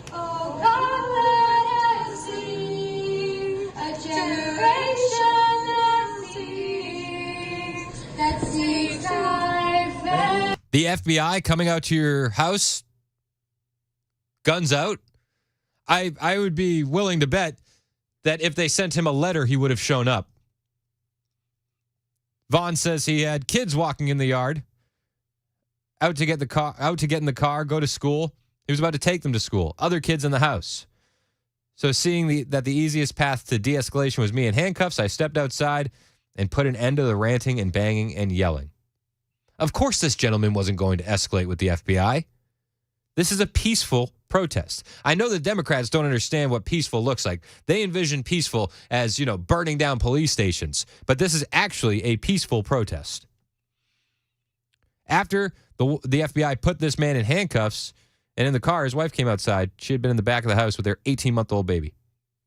Vaughn's wife took video of the incident, which she provided the Daily Signal. Video shows FBI agents outside the family's home. Vaughn's wife follows them, videotaping their conversation. She asked them, I want to know why you were banging on my door with a gun. Are you not going to tell me anything? No, we're not, one agent replies. Another adds, I tried. She said, no, you didn't. You did not try. But this is what happens when you go against the government in its current form.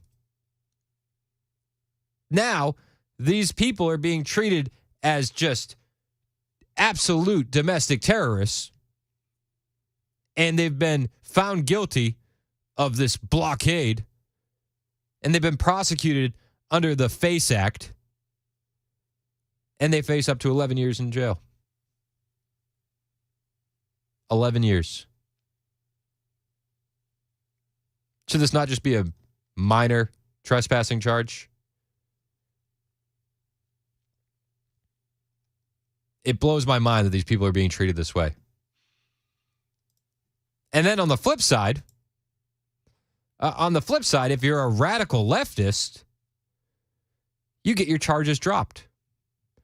There was a group of anarchist University of Washington students that occupied their university president's office on Hanukkah. And they had their charges dropped. This is according to the anarchist newspaper at the University of Washington, which was also giddy about the news. Students reportedly celebrated the charges being dropped against 6 of the anti-Israeli students who occupied the office of the university's president on the first night of Hanukkah. So no consequences for this. No blockade, no up to 11 years in prison. No. The charges are dropped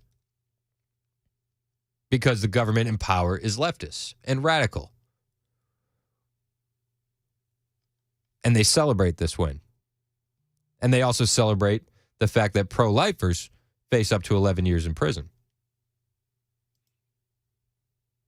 And there's so many examples of this. So many. A migrant mob, a mob of illegal aliens, beat up cops in New York City the other night, Saturday. Caught on video beating up police officers. They were freed without bail. Illegal aliens can beat up police officers in New York City and be freed without bail. But if you sit in an abortion clinic and sing and pray,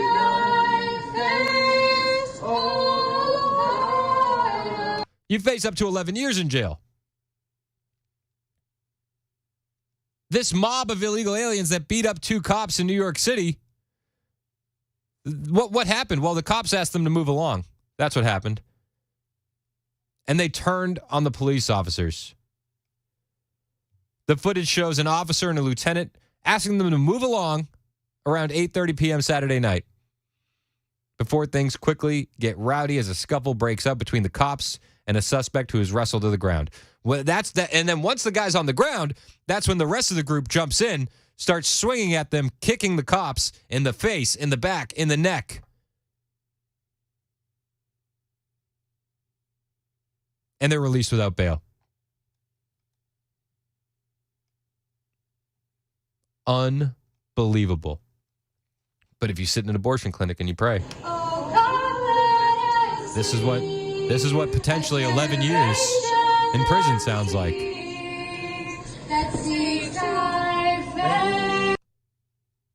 Now, I think that you could absolutely argue that these pro-lifers should be charged with trespassing. And I would argue that these pro-lifers were ready to be charged with trespassing. But 11 years in prison for fighting for the rights of the unborn. Unbelievable. A group of 6 illegal aliens attacking police in New York City, released with no bail. Police initially busted these asylum-seeking thugs and brought them in on Monday. They charged them with attempted assault of a police officer.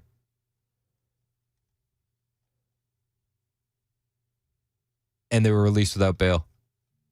Assaulting a police officer, no bail. Praying in an abortion clinic, up to 11 years. The cops are okay in New York City. They weren't identified. They suffered minor injuries. They were treated at the scene.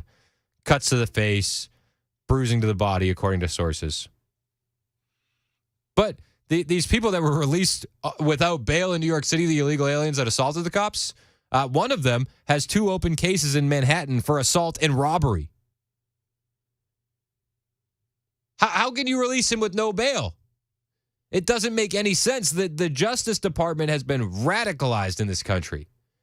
And there is absolutely 2 tiers of justice. 100%. And it's getting worse. The Police Benevolent Association president, Patrick Henry, said in a statement, attacks on police officers are becoming an epidemic, and the reason is a revolving door we're seeing in cases like this one. It is impossible for police officers to deal effectively with crime and disorder if the justice system can't or won't protect us while we do that work. It's unreal. Anna and Franklin, you're next on Super Talk. What's up, Anna? Good morning. Well, I have another side that I can share for people to hear. The reason people go to abortion clinics and talk to people, I have been in ministry for years, and I remember, I'll just tell you one instance. There was a woman who lived a broken life because she'd had more than one abortion when she was in her 20s. Mm-hmm. And she was broken. She was as broken a human I've ever seen. She would put her head down to the floor and weep and say, I killed my children. She couldn't believe there was forgiveness for her, and it was a loss inside her as a woman. So I think that sometimes as people go to speak to young women, it's not to hurt them in any way, but it's to tell them there might be more, it might cost more than you realize. And I wish someone would go and talk to the women who decided at the last minute not to abort when they have a 3-year-old or a 5-year-old or a 10-year-old. The stories I hear are, oh, I'm so thankful. Oh, my God, I would have missed this child. I would have missed my daughter. I would have missed my son. Yeah. So, I mean, it's just another side. It takes a lot of guts to go toward an abortion clinic. That I have not done. Do you think it's fair? Do you think it's fair what these pro-life protesters are now facing as far as 11 years in prison for what's being called a blockade of this abortion clinic? Well, no, sir, because I think any of us in America should have the right to go into an abortion clinic. And if I decide to sit there and sing, I've had to sit in medical offices with people playing music or talking on the phone so loud nobody else can have peace and quiet. So, we have a lot of stuff that goes on in America, and it's just so one-sided lately. It's embarrassing. It's shameful. No, I'm with you, and I think that's what I'm trying to highlight here is the hypocrisy in how these cases are treated. If you're a radical leftist, you're released without bail and your charges are dropped. But if you're a pro-life conservative, you have the book thrown at you under this administration. Well, yes, and some of these people who've been released 2 and 3 and 4 times go out and get drunk again and kill somebody or kill their teenager on the way home from a ball game, and that's despicable. I don't even have enough words to describe letting people go after 3 or 4 or 5 incidents of things, or robbing or destroying property or killing someone or beating someone up. I mean, how many times do you let them go? Yeah, you're absolutely right. Or raping. Raping too. I know. You're absolutely right, Anna, and I really appreciate your call. It's a 2-tier justice system that we're dealing with, and I'm not sure how it gets better. I don't know how. And I understand if they got a misdemeanor trespassing charge. I understand. You want to charge them with a crime for trespassing, community service, a fine. I don't think anybody would complain about that, and I bet you that they were willing to take that punishment because they felt like they were doing the right thing, and they were. But up to 11 years? Give me a break. Ridiculous. 10:51 on Super Talk 99.7 WTN.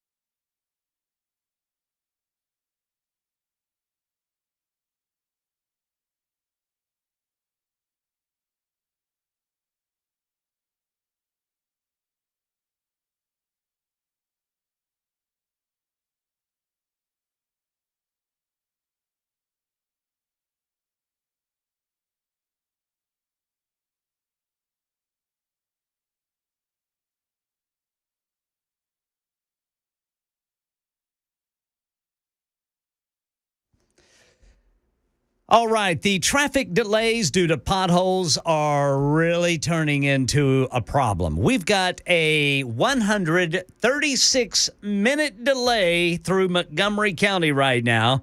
That's over 2 hours. That is going to be 24 eastbound right through Clarksville. That's a over 2 hour delay because of pothole repair.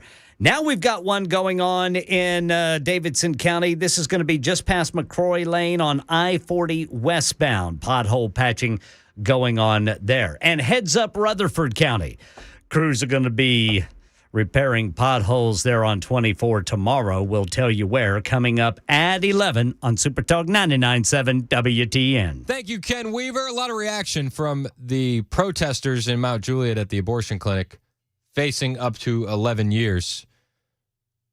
Our friend Jay texted in. He said, not everyone wants personal beliefs shoved in their face, i.e. religion, sexual orientation, and politics. I'm so sick of protesters getting into private, personal decisions of people. I hate protesters with a passion of all kinds. If everyone just minded their own bleeping business. And I just replied, a lot of pro-life organizations are actually saving babies out there with these kind of protests. They offer help. They offer resources. They actually provide something. The other protesters that you speak of, Jay, they only provide destruction. That's it. Destruction. It's 11 o'clock on Super Talk 99.7 WTN.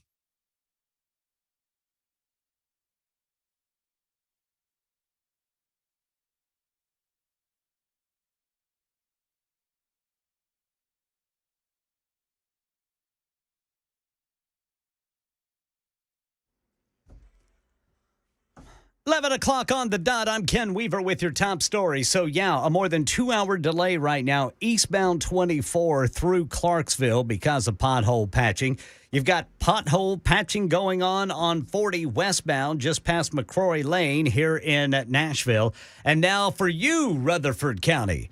Crews are going to be repaving and repairing potholes along I-24 at mile marker 78 tomorrow, starting at 9 o'clock in the morning. That's going to be until 3 o'clock in the afternoon. 2 lanes are going to be closed on 24 for that work. Right now in Nashville, there's a potential 911 service disruption for AT&T customers in Davidson County. If you are an AT&T customer, you have an emergency and you're unable to call 911, you can call 615-862-8600 or dial 311 and select option 1 to speak with a Metro Nashville public safety dispatcher. And Channel 4 says Haynes Middle School is on lockdown after reports of a weapon on campus. A student who was reported to have the weapon is in custody. Metro Nashville Public Schools says all students and staff at Haynes Middle School are safe inside the building, and police are there investigating. And we have learned the identity of the person killed during a shootout with police this morning in Springfield. TBI says it was 28-year-old Kevin Chapman.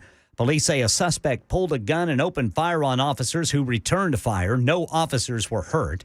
Tennessee is hitting back at the NCAA. One day after the NCAA announced it was investigating UT for potential NIL recruiting violations, Tennessee Attorney General Jonathan Skrmetti filing a federal antitrust lawsuit against the NCAA. Skrmetti alleging the NCAA harmed student athletes by not letting them negotiate compensation for their name, image, and likeness and preventing them from reviewing offers before enrolling in a school. Virginia is joining Tennessee in the lawsuit against the NCAA, and they may seek an injunction suspending the rules. That's the latest news. Weather is next. I'm Ken Weaver, WTN News.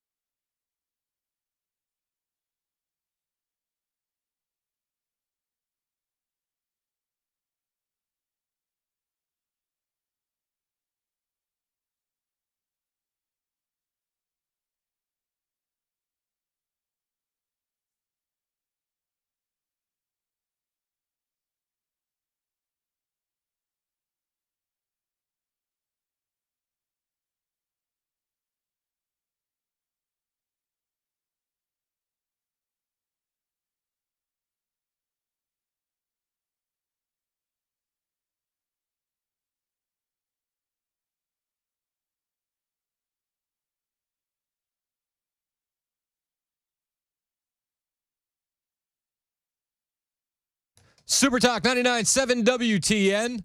My name is Chris Hand. Welcome to the Chris Hand Show. Mac Murray producing, Ken Weaver in the newsroom, you on the phone lines, the super text line. I have been waiting to get to this story. It's an interesting story. The FBI blocked surveillance team from interviewing person of interest in the J6 pipe bomb case. This is according to a former FBI agent. They say after over 3 years, the person wanted for placing the pipe bombs in these locations has yet to be found. And a former FBI agent has revealed that the Bureau tied the suspect wanted in connection to the pipe bombs planted at both the Republican and Democrat National Committee buildings in D.C. before January 6th to a D.C. Metro fare card and a license plate. But the team was prevented from interviewing the person of interest. Danny in Nashville has been waiting on the line for a minute to talk about this. You're next on Super Talk. What's up, Danny? Thank you, Chris. Yeah, and hey, have you ever been to Minneapolis? Have I been to Half the place is Somalian, so that's why they elect Omar, and that's why she speaks that language. Yeah. But well, I said that earlier. As far as Minneapolis goes, you could probably get a conservative in there, but you would need them to echo a lot of the same talking points that Ilhan echoes to get support in that community. Yeah, and I agree with Steve. It's a distraction, right? She's one of 435. The real problem is the deep state in this country. They have exercised a coup on us, the American people. They do not uphold their oath to the Constitution. And this January 6th pipe bomb thing, we hear about J6 every day from the fake media. Yep. And yet they don't talk about a pipe bomb at the DNC, and Kamala Harris was at the DNC, according to her records. That is a potential assassination event. They don't talk about it. There's camera footage. We see the pipe bomb or so-called pipe bomb in the footage. There's a pan, tilt, zoom camera that zooms in on it, so we know somebody's looking at it. Yep. Where are the records of the phone calls? The place, if look, Kamala was there. The place was swept by the Secret Service, swept by dogs that sniff out bombs. What happened? Yeah, and why is this not the number one story in America? And here we are 3 years later, and it's not an issue. It is a footnote. And I always knew it smelled. J6 Select Committee's notes. Yeah, and I knew it smelled bad the moment that they stopped talking about it. Because like you said, it's at the DNC building. You know, it's in one of the most surveilled cities in the world.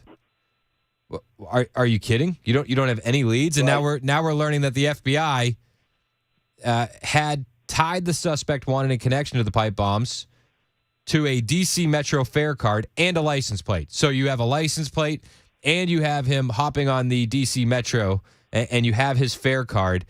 And you don't know who he is? You don't know where he went? I find that very hard to believe. Oh, yeah. Well, it's because he was an FBI agent. It's a fake bomb. But, back to reality. Hey, a lot of people share that same opinion, Danny. I appreciate your call, man. The former FBI agent revealed, again, that the Bureau had tied the suspect wanted in connection with the pipe bombs planted both at the Republican and Democrat National Committee buildings in D.C. before January 6th to a D.C. Metro fare card and a license plate. But this FBI agent is saying that his team was prevented from interviewing the person of interest. So if they were prevented from interviewing the person of interest, they have the name, right? It's like you're not prevented from interviewing somebody if you don't know who that person is. Then you'd be unable to locate him. But they say after over 3 years, the person wanted for placing the pipe bombs in these locations has yet to be found. Former leader of FBI surveillance teams, Kyle Seraphin, told the Daily Wire shortly after January 6th that a counterintelligence team met Seraphin at a Falls Church, Virginia firehouse to brief him on his next surveillance target. The counterintelligence team had used security footage to follow the person of interest to a metro station after the bombs were planted, and the card used to access the transit was identified. The card allowed them to determine he got off at a stop in Northern Virginia where the person was seen entering a car. The card and the car were registered in the name of a retired Air Force Chief Master Sergeant that was now working as a contractor with security clearance. Let me say that again. the counterintelligence team used security footage to follow this person to the train station after the bombs were planted. The card used to access the transit, the person traveling on the train, was identified. The card followed them to determine he got off at a stop in Northern Virginia where the person was seen entering a car. The card and the car were registered in the name of a retired Air Force Chief Master Sergeant that was now working as a contractor with a security clearance. Kyle Seraphin and his team, he said that they were assigned to stake out the person of interest row house for several days. They know the house. They know the person. They staked him out for several days. And then the FBI blocked a request to interview the person.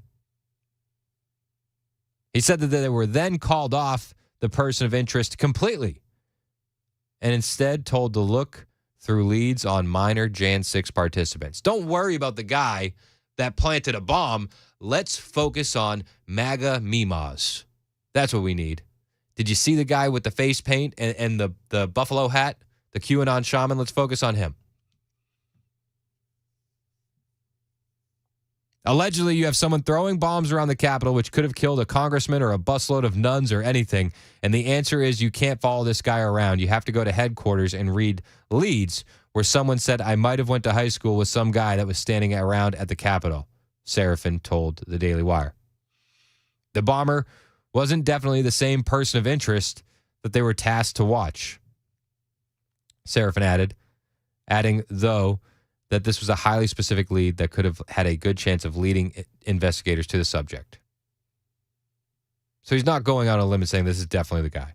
But they found people based on the earlobes that were hanging out by a flagpole, Seraphin said of FBI looking for suspects at the Capitol on January 6th.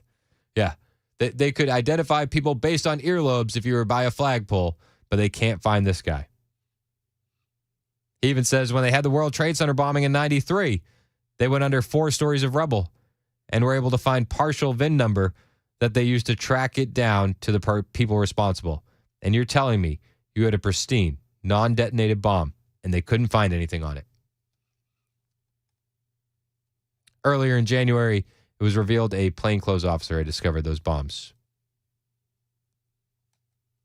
Just seems fishy.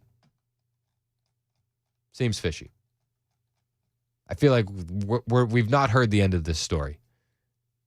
And more may come out. Speaking of stories that could be coming out that are big stories, have you seen what James O'Keefe is posting with O'Keefe Media Group, OMG? He says he has a big story dropping today. He's been dropping stories about the DC swamp. His last story about the DC swamp, they had an intern on, a DC intern who's working for a Republican, and just talking about the swamp, talking about the parties, talking about the blackmail, but it was an intern. Well, today, this afternoon, they're publishing DC Swamp Exposed Part 2. And O'Keefe put this video out that many people's, ears perking up, wondering what he's going to expose.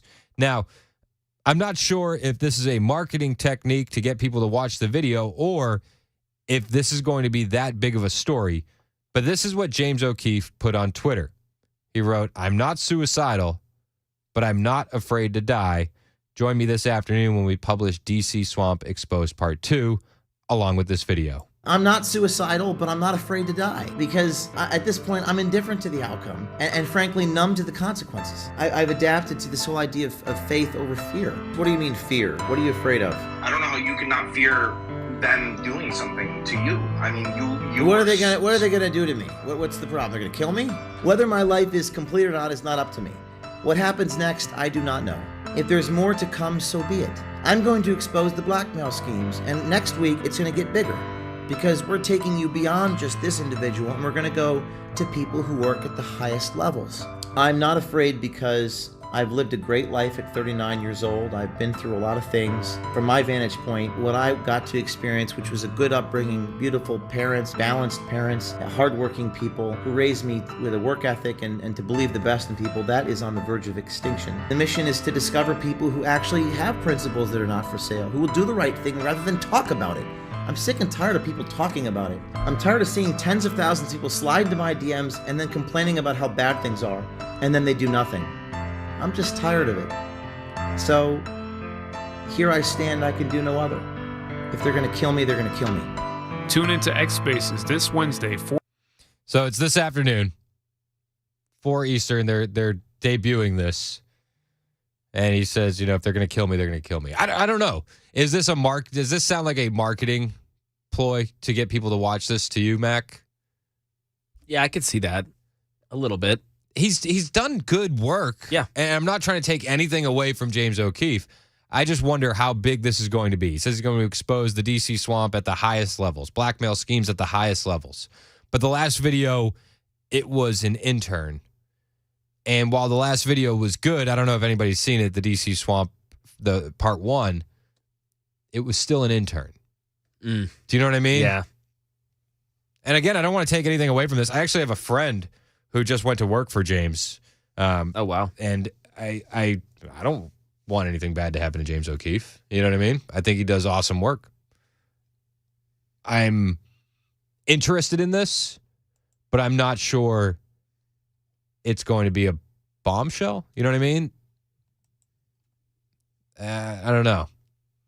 Yeah, you're not completely sold, but you're interested. I'll watch. Yeah, of course. And we'll talk about it tomorrow if it is something massive. I hope it is, because I do believe that there's blackmail at these high levels. I don't think that anybody gets there without, greasing the wheels a bit. Bingo. And we saw what happened with Carrie Lake. She was offered a bribe to take a seat. She not take a seat, not drop out, but put her political career on a pause. Just a pause. Yeah, just like stop having takes. Which is crazy. And it's like, well, we could get you probably a high-paying gig somewhere. Oh. And it's like, that's a bribe and it sounds dirty. She didn't take it. She turned him down. And a lot of people were like, oh, well, that was orchestrated. It's like, well, the guy resigned after the fact. And maybe she was ready for that bribe to come in and she had her talking points ready, but she turned down the bribe. And I just worry that there are people out there that would take that deal and not think 2 years down the road, not zoom out. Like a bribe today is blackmail tomorrow. Yeah. Yeah. Do you know what I mean? Got that over your head. That is something they have over their head. In the first DC Swamp expose, they talked about, oh, well, they tell people which way to vote. They write them a note. There's group chats on, Telegram group chats. We're all voting this way. And the intern said it's all people that are compromised. Again, it's an intern who thinks he's on a date with James O'Keefe. Are you trying to impress the person that you're quote unquote on a date with? That's where my head goes. Like a lot of people will blow smoke and try to make themselves bigger than they are on a date. Oh, yeah. Like that's just human nature. Yeah. Stretch things a little bit. Somebody's interested in a topic, so you're asking them about, oh, well, tell me about, what did you hear about blackmail? Did you hear about this? It's like, oh, of course I have. And it's an intern. I hope that what gets exposed today by James O'Keefe and O'Keefe Media Group is massive. I think we can all agree that there are massive things out there and that they need to be exposed. And you can see it. I mean, we see it every day in the news. Like we were just talking about with the pipe bomb on January 6th. Nobody talks about it anymore. It's been memory hold. And then you learn that the FBI basically shut down that investigation. But nobody talks about it. It disappears. 1506 wants to know where they can watch this. It's going to be on Twitter. At O'Keefe Media Group. Or James O'Keefe 3. Okeefe. O'Keefe. Gotcha. Yeah. O'Keefe Media Group. I think they do good work. And I'm not trying to knock James O'Keefe at all. I just wonder there was a lot of he's a salesman. Do you know what I mean? He's trying to build up O'Keefe Media Group. And again, not trying to take anything away from what he's done. But I wonder if this is more marketing or if this story is going to be as massive as he's claiming it to be. I mean, if he's worried that he could get killed over this story, and it certainly seems like he is worried about that, well, you've piqued my interest. So I'll be checking that out this afternoon. We'll talk about that tomorrow. Hang out with us. It's 11:21 on Super Talk 99.7 WTN.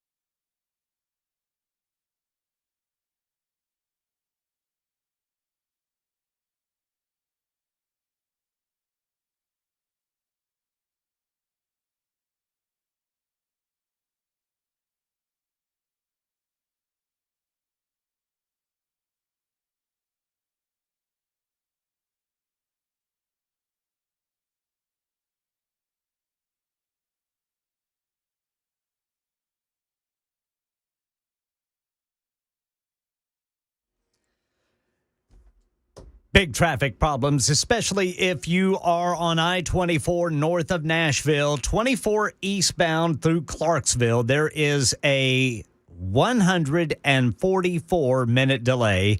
That is about a 2.5-hour delay there if you're trying to get through Clarksville on 24 eastbound. They've got some pothole patching going on there. Pothole patching slowing things down on 40 westbound just past McCrory Lane. Get ready, Rutherford County on I-24. Your turn for pothole patching tomorrow.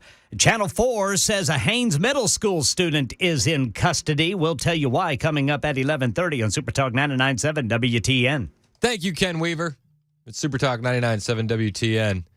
Jason on the Super Text line asking the question everybody wants to know. Why are they doing all this pothole repair and repaving during the middle of the damn day when it should be at like 9 o'clock at night till about 5 o'clock in the morning? That's Bingo. a good question. Everybody's got to sleep, Jason. I don't understand it, and I'm already dreading what the backup looks like in Rutherford tomorrow when I got to go home. Yeah, it's going to be right there at Old Fort. Jeez. It's going to be rough. Yikes. Going to have only 2 lanes open. Murfreesboro Pike it is, baby. I was getting ready to say, man, I'm going to have to get off at Almaville. Yeah. Ken Weaver's newscast will be pre-recorded tomorrow in the 11 o'clock hour. Wait a minute. No, don't tell anybody about that. Almaville's a bad choice. Bad choice. You don't want to get off there. Oh, my gosh. I feel for these people. In Clarksville, 2.5 hours. Yeah. Yeah, it's... It must be pretty rough up there, man. Dave says, Chris, the answer to your question is because, or Jason's question really, would be it's too cold at night. Oh, too cold to do the patching? Yeah, come on. No. I don't know. I guess, maybe. Who knows? I think all road construction should be at night. I'm with you. Yeah. I'm with you. 7351 disagrees. They say because it's harder to hit a DOT worker in broad daylight. But if you have those big spotlights on, I don't think anybody's going to get hit. Just give plenty of heads up, man. Just start getting traffic over, a mile before the actual work is done. I mean, we've got those overhead signs, now on 24. I don't know if it's on, and I believe 40 and 65 have them too. I do get that point, though, when you hear about a tragic story of a road worker. It's usually at night. It is sad. No, safety first, definitely safety first before convenience. 8403 texted and said, ask someone to send pics of the multiple DOT guys standing around while 2 guys work. There was a road that collapsed on Division Street here, just not too far from here. Did you see that It was picture? insane. It was insane. And they were showing video of it all day yesterday, obviously, on different news stations, and I loved it. It was just the classic construction. 5 dudes outside the hole, 1 dude in the hole, and they're just all tied. It was great. I loved it. I was like, this is classic. Full disclosure, if I'm working construction, I would want to be one of the guys standing around. Yeah, absolutely. I'd be like, yep, there it is. Yep, that's it. What do you think we're going to have to do? It's a big hole. It's going to take a while. I'd just be saying nothing. Exactly. And a lot at the same time. Watching old Breaking Bad episodes on my phone. Hey, watch this part with Jesse. Yeah. That's it. Yeah. I do want to get to a call real quick. We got Dan in Bell Buckle. He's been waiting on the line. You want to talk about the 6 pro-lifers in Mount Juliet that could be facing 11 years, Dan. You're next on Super Talk. What's up? Thanks, Chris. I enjoy your show. Thank you, man. Chris, my wife and I started standing at abortion mills back in about 1982. We started standing at Planned Parenthood. In the last 15 years, I have stood at abortion mills in Nashville regularly, the Planned Parenthood as well as the Women's Center that closed down in 2018, thank God. I had stood at the Women's Center for, at least 9 years, week after week, trying to persuade men and women to change their minds. And Chet Gallagher is a dear friend of mine, and Chet and I have stood on the street together numerous times, reaching out to people. And just so everybody knows, Chet is one of those protesters that were praying and singing inside the abortion clinic in Mount Juliet that is facing up to 11 years now. That's right. And Chet and his dear wife Joanne, they are some of the finest people I know, caring people, and they want to save lives. That's their whole purpose. Any of us that stand out there on the street, that's our whole purpose. And I want you to know that during the time, particularly the last 15 years or so, that I've been doing on a regular basis, we have seen hundreds change their mind and lives saved, which we thank God for. But let me give you a couple of stories just to maybe illustrate the character of the people that we are dealing with, Planned Parenthood or the Women's Center or any abortion mill. Mm-hmm. There was a woman at I was talking to at the Women's Center, and it was on off of Knowlesville Road and on Welshwood, and I said, "Honey, can I help you?" And she said, "Well, they've taken an ultrasound of me, and they say my baby is dead, and I've got to get an abortion." And she walked over to me, and we engaged in conversation. And she told me that they did not. She had to pay $100 to get the ultrasound. That's extra, and they would not show it to her. And so I said, "Honey, you need to get a second opinion. If these people will do the worst thing in the world to kill your baby, there's nothing for them to lie to you." Well, she agreed with me, and one of my coworkers, a lady, took her to a crisis pregnancy center where she got another ultrasound. And Chris, she had a perfectly healthy baby. It's crazy. Those people had deliberately lied to her just to get her $600. We further counseled her and her husband, and they left to go home to Kentucky to have their baby. Man, I love that story, Dan, and I appreciate you calling in and sharing that with me. I think that's the biggest thing for me, that these people that are protesting at these centers want to save lives, and oftentimes they do. It's 11:31 on Super Talk 99.7 WTN.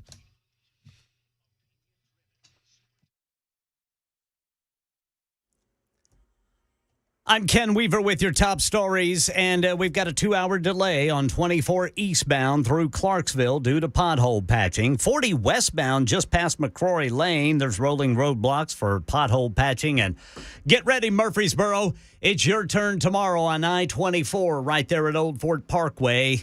I-24 will be down to only 2 lanes. Right now in Nashville, there is a potential 911 service disruption for AT&T customers in Davidson County. If you're an AT&T customer and unable to call 911 and you have an emergency, please call 615-862-8600 or dial 311 and select option 1 to speak with a Metro Nashville public safety dispatcher. Channel 4 says a Haynes Middle School student is in custody after reports of a weapon on campus. The school was placed on lockdown, and Metro Nashville Public Schools says all students and staff are safe inside the building. Police are still at the school investigating. That's Haynes Middle School, and that's the latest news. Weather is next. I'm Ken Weaver, WTN News.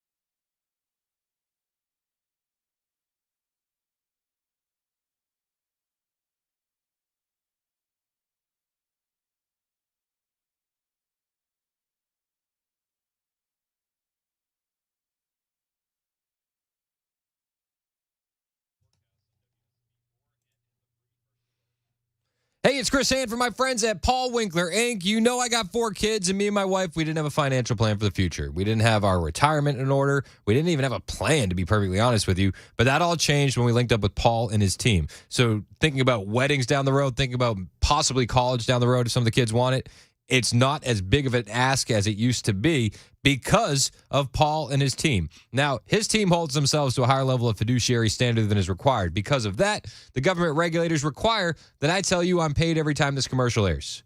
That's the truth. But it's when I got to sit down with Paul, my wife and I, break bread, have our financial questions answered. Honestly, we decided to become clients ourselves. We're impressed. Paul's a smart guy. He knows the financial world better than I do. And with Paul and his team, nothing's done on commission. It's a massive move for me. Nothing being done on commission. I know when they're telling me about financial moves for my future, it's for my future because nothing they do is done on commission. They are big on education, though, and they've helped me with that as well. I was financially illiterate, but they provide investment education that is evidence-based and backed by Nobel Prize-winning research. If you don't know where to start, you start with Paul Winkler. Check these guys out. Every office is run by a degreed planner with over 20 years of experience, and that experience is the difference. That experience equals confidence. So do what I did. Talk to one of his team members. Set up a complimentary 15-minute phone call right now on his website, paulwinkler.com. That's paulwinkler.com or call 615-851-1950. Super Talk 99.7 WTN. My name is Chris Hand. We were talking about the potholes a minute ago. And Dave in Hendersonville, that's our boy, Dave. Love Dave. He's got a comment on T-Dot. Dave, you're next on Super Talk. What's up, Dave? What's going on, Chris? How you doing, man? Oh, I'm doing all right. Just stopped a minute to get me a bite to eat. Oh, I was gonna say I didn't hear any beeping in the background, Dave. You didn't hear? There we go. All right, yeah, better. Perfect. Now I feel I'm more relaxed. Right. Yeah, they've got 2 different mixes they use. One's in the summer, it's a hot mix. One in the winter, it's a cold mix. And they just don't, when it gets cold, that's the reason why they go out. It's a temporary fix. The traffic, after they put it in, it'll come back out because it doesn't adhere the way it does in the summertime. But what made me call in, you had somebody text in, and I know it was a joke, but I don't take things like that very funny. They said it's harder to hit at night. And, I've literally been within inches of being hit. No. I don't think they were making a joke. I think they were saying they're doing it during the day because it's safer. Oh, yeah. Well, with that being said, one of the guys I work with, his nephew got hit on 65 in Nashville. I'm sorry to hear that. No, please don't think we were making a joke like that, Dave. Well, I didn't think you were. The person that I kind of took it as the person that called in made the joke. But I didn't think you guys were. No, we wouldn't do that, man. And it's just 2 different mixes, man. That's why the potholes always come back. About springtime, what they patched will come back because it doesn't adhere. So Dave, why don't they? But they can't do it at night. Why don't they do it at night? Why are they? Because there's like a 2.5 hour backup through Clarksville now, while they're repairing. I know. It's hard. It's cold enough during the day when they do it, or it's warm enough. I'll say that it gets to a temperature that's warm enough that they can actually put it down. Once it gets so cold, you might as well. You're wasting time and our taxpayers' money. Got you. Hey, I appreciate the call, Dave. Thanks so much. Dave's a good guy. Dave's great. He beeped for us. He did. He gave us the beep. Yeah. He doesn't even have to say his. I know his voice. He just goes Mac, and I'm going Dave every time he calls in. It's awesome. He's the best. Deborah in Franklin has a comment on the story we were talking about earlier. The 6 pro-lifers that are facing up to 11 years in prison for their protest of the Mount Juliet abortion clinic. Deborah, what's up? Yes, hi. This breaks my heart. But I'm a birth mom, so I'm from many years back. But I did choose to do adoption, okay. And did get to meet the child, which was amazing many years later. So, I think hats off to those people who stand up for life. It's a beautiful thing, and we really need to keep these people lifted up and prayed for. Do what we can to help chip in on their finances. So I'd love to know that info. Yeah, no, and I would argue that being a birth mom and doing the adoption route is probably the hardest route you can take. It was hard. It was not as hard as abortion would have been. But I'm very thankful. It was tough. Yeah, I always wondered, and I prayed for 40 years to either meet the child, or if I didn't get to meet, then the child would meet the Lord. And both happened, which was such a bonus for me. And very exciting. We're in contact, and that is a dream come true. I love that story, So, Deborah. Thank you for sharing it with us. God won't waste your pain, Yeah, it was that. And I've been able to work with crisis pregnancy through the years and encourage young moms, married or unmarried, just, if you trust God, then he will work out the details. We don't see those things on the other side, but as we press on and have faith, we do have those things. We get to see the fruit, Yeah. So, but I just wanted to weigh in and thank you for what you brought up, and I hear your heart in it, and I appreciate it. Thank you for calling, Deborah. I appreciate you sharing your story. I really do. Sure. Thank you. Yeah, I mean, I can't. That to me is one of the hardest decisions. The adoption route. It's easy for people to choose abortion. I mean, to choose the adoption, that's got to be so much harder. But we got on the topic because there are 6 pro-life protesters who sat in a Mount Juliet abortion clinic a few years back and did this. They sang hymns and they prayed, and now they're facing up to 11 years in prison because of it. I think it's ridiculous. Cedric in Kentucky, our friend Cedric, you're next on Super Talk. What's up, Cedric? Hey, how you doing today, Chris? Good, man. How are you? Good. I was listening to what you was talking about that pro-life, Chris, and man, I'll tell you what, my heart goes out to them people, and I will constantly keep them in prayer and have my church to do as well. I mean, there's no way to do any, there's no way to, as far as getting any petition signed, or no one there in Tennessee, a bunch of people to get petitions signed and maybe go to the senators and congressmen there in Tennessee and kind of deal with that type of situation, because that by no means is that right as far as, that's too much time for somebody sitting in on something like that. That's ridiculous. It was 6 people sitting there peacefully praying and singing. And you want to slap them with a misdemeanor trespassing. You want to get them some community service. You want to levy a large fine. I feel like all of that stuff would be much more within the realm of reality than facing 11 years in prison. Oh, definitely. That's, man, I just hope and pray that there's something, that can be done about that, and that more people, from the, even from the offices of the, your government down there, the senators and stuff like that, will step up on that. I mean, this is they're being, this is federal. They're being charged by Biden's DOJ. Oh man. Yeah, so it's unreal what's happening to them. It's sad. I appreciate your call, Cedric. Appreciate you praying for those people. John in Lebanon, you're next on Super Talk. What's up, John? Hey guys, I just want to say, if people can't look at these situations and see how out of line, how evil the people are that occupy the seats in our government, from the mayors all the way to the White House, we have got to take this country back, or it is over, brother. Well, the hypocrisy is on full display when Saturday night you have a group of illegal aliens beat up 2 police officers, and they are released on no bail. But you have pro-lifers sitting in an abortion clinic singing and praying, and they could face 11 years. You have people that are burning down cities during the Summer of Love and getting paid millions of dollars via lawsuits for mistreatment, but these people can sit and pray, and they're demonized and facing almost over a decade. Absolutely. I never thought that I would ever say this, but I feel like I'm right on the verge of setting in Hitler's Germany in this country.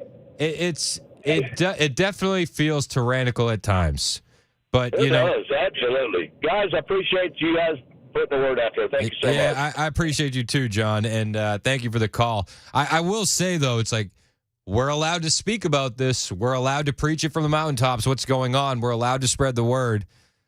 Things aren't as bad as they could be. You know what I mean? This is bad. Pro-life protesters facing up to 11 years for this.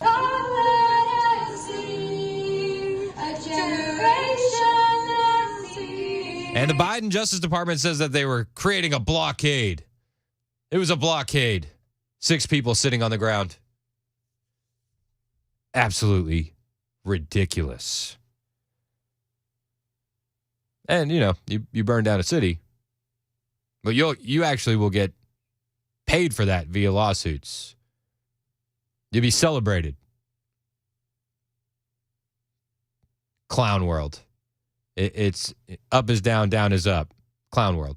What a ridiculous clown show. It's 11:48 on Super Talk 99.7 WTN.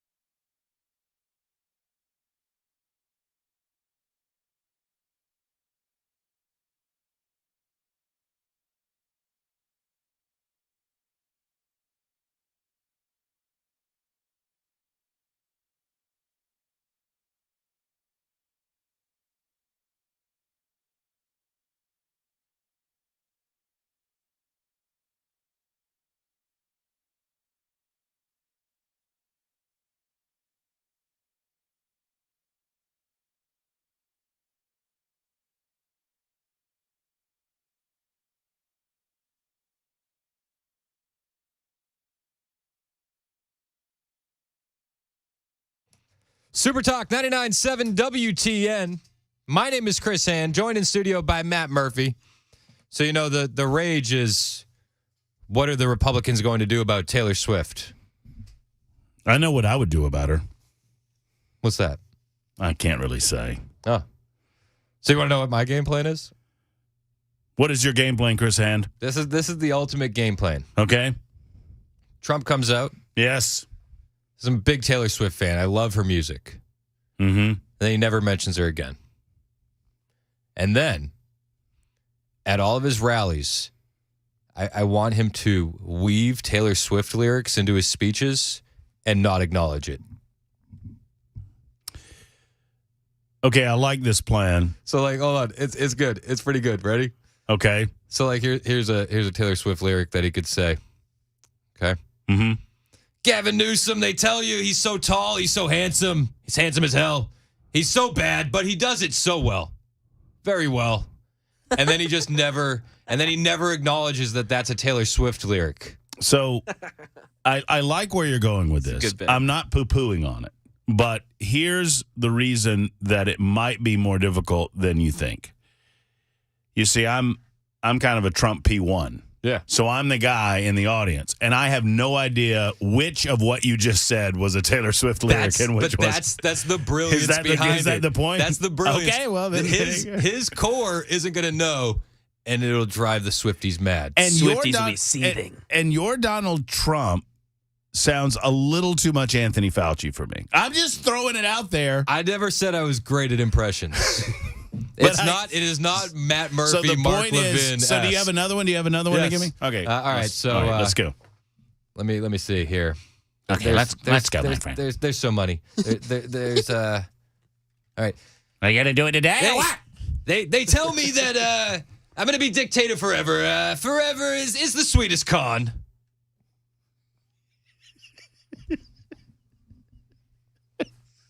Is this not dumb? But it's like brilliant at the same time. They're worried. I think this would be better if I knew the songs. They're worried I might cross the line if I get back into office. But for you, I'd cross the line. I would waste my time. I would lose my mind.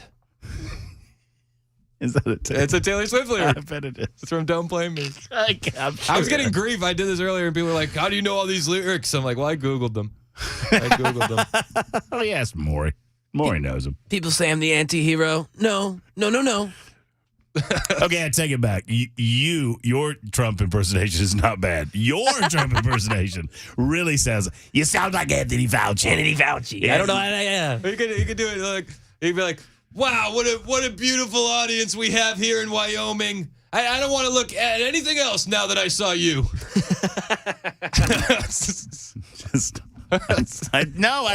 I feel like these would really hit if I knew which songs they were. But that's the best part. And then you never acknowledge it. Never acknowledge it. And then the Swift fans will get all mad. Are you quoting Taylor Swift in your speeches? Be like, I have no idea what you're talking about. Who? Yeah, exactly. What?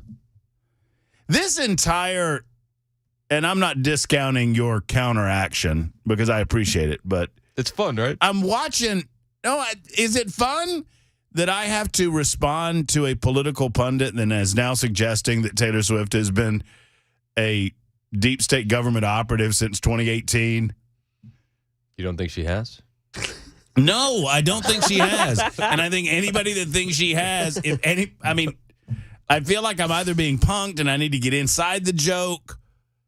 I feel like I'm doing their work for them if I get upset about this. Joe Biden, some boys are trying too hard. He don't try at all, though. Okay, it gets better the more you try to sell it. That was good. That was a good. Sells it. You know? Yeah. The hand motions came. The Trump hands. I activated the hand gestures, as they say. Activate hand gesture. No, it's so much easier if you do the hands. That's good. That's it. That's all I've got. Hey, I've got Gino Bolzo on. All right, cool. Today, you know, he's trying to stop teachers from putting up the rainbow flag in every elementary classroom in the state of Tennessee. I like that. I like that too. I'm a fan. I'm a big fan of that. I'm going to make a great comparison between the rainbow flag and the Confederate battle flag coming up at High noon. All right. I'm here for it. Come on. Let's Matt do Murphy's on his way in next. Thank you for hanging out with me. Find me on Twitter, Instagram, @ChrisHandOnAir. I will follow back. It's Super Talk 99.7.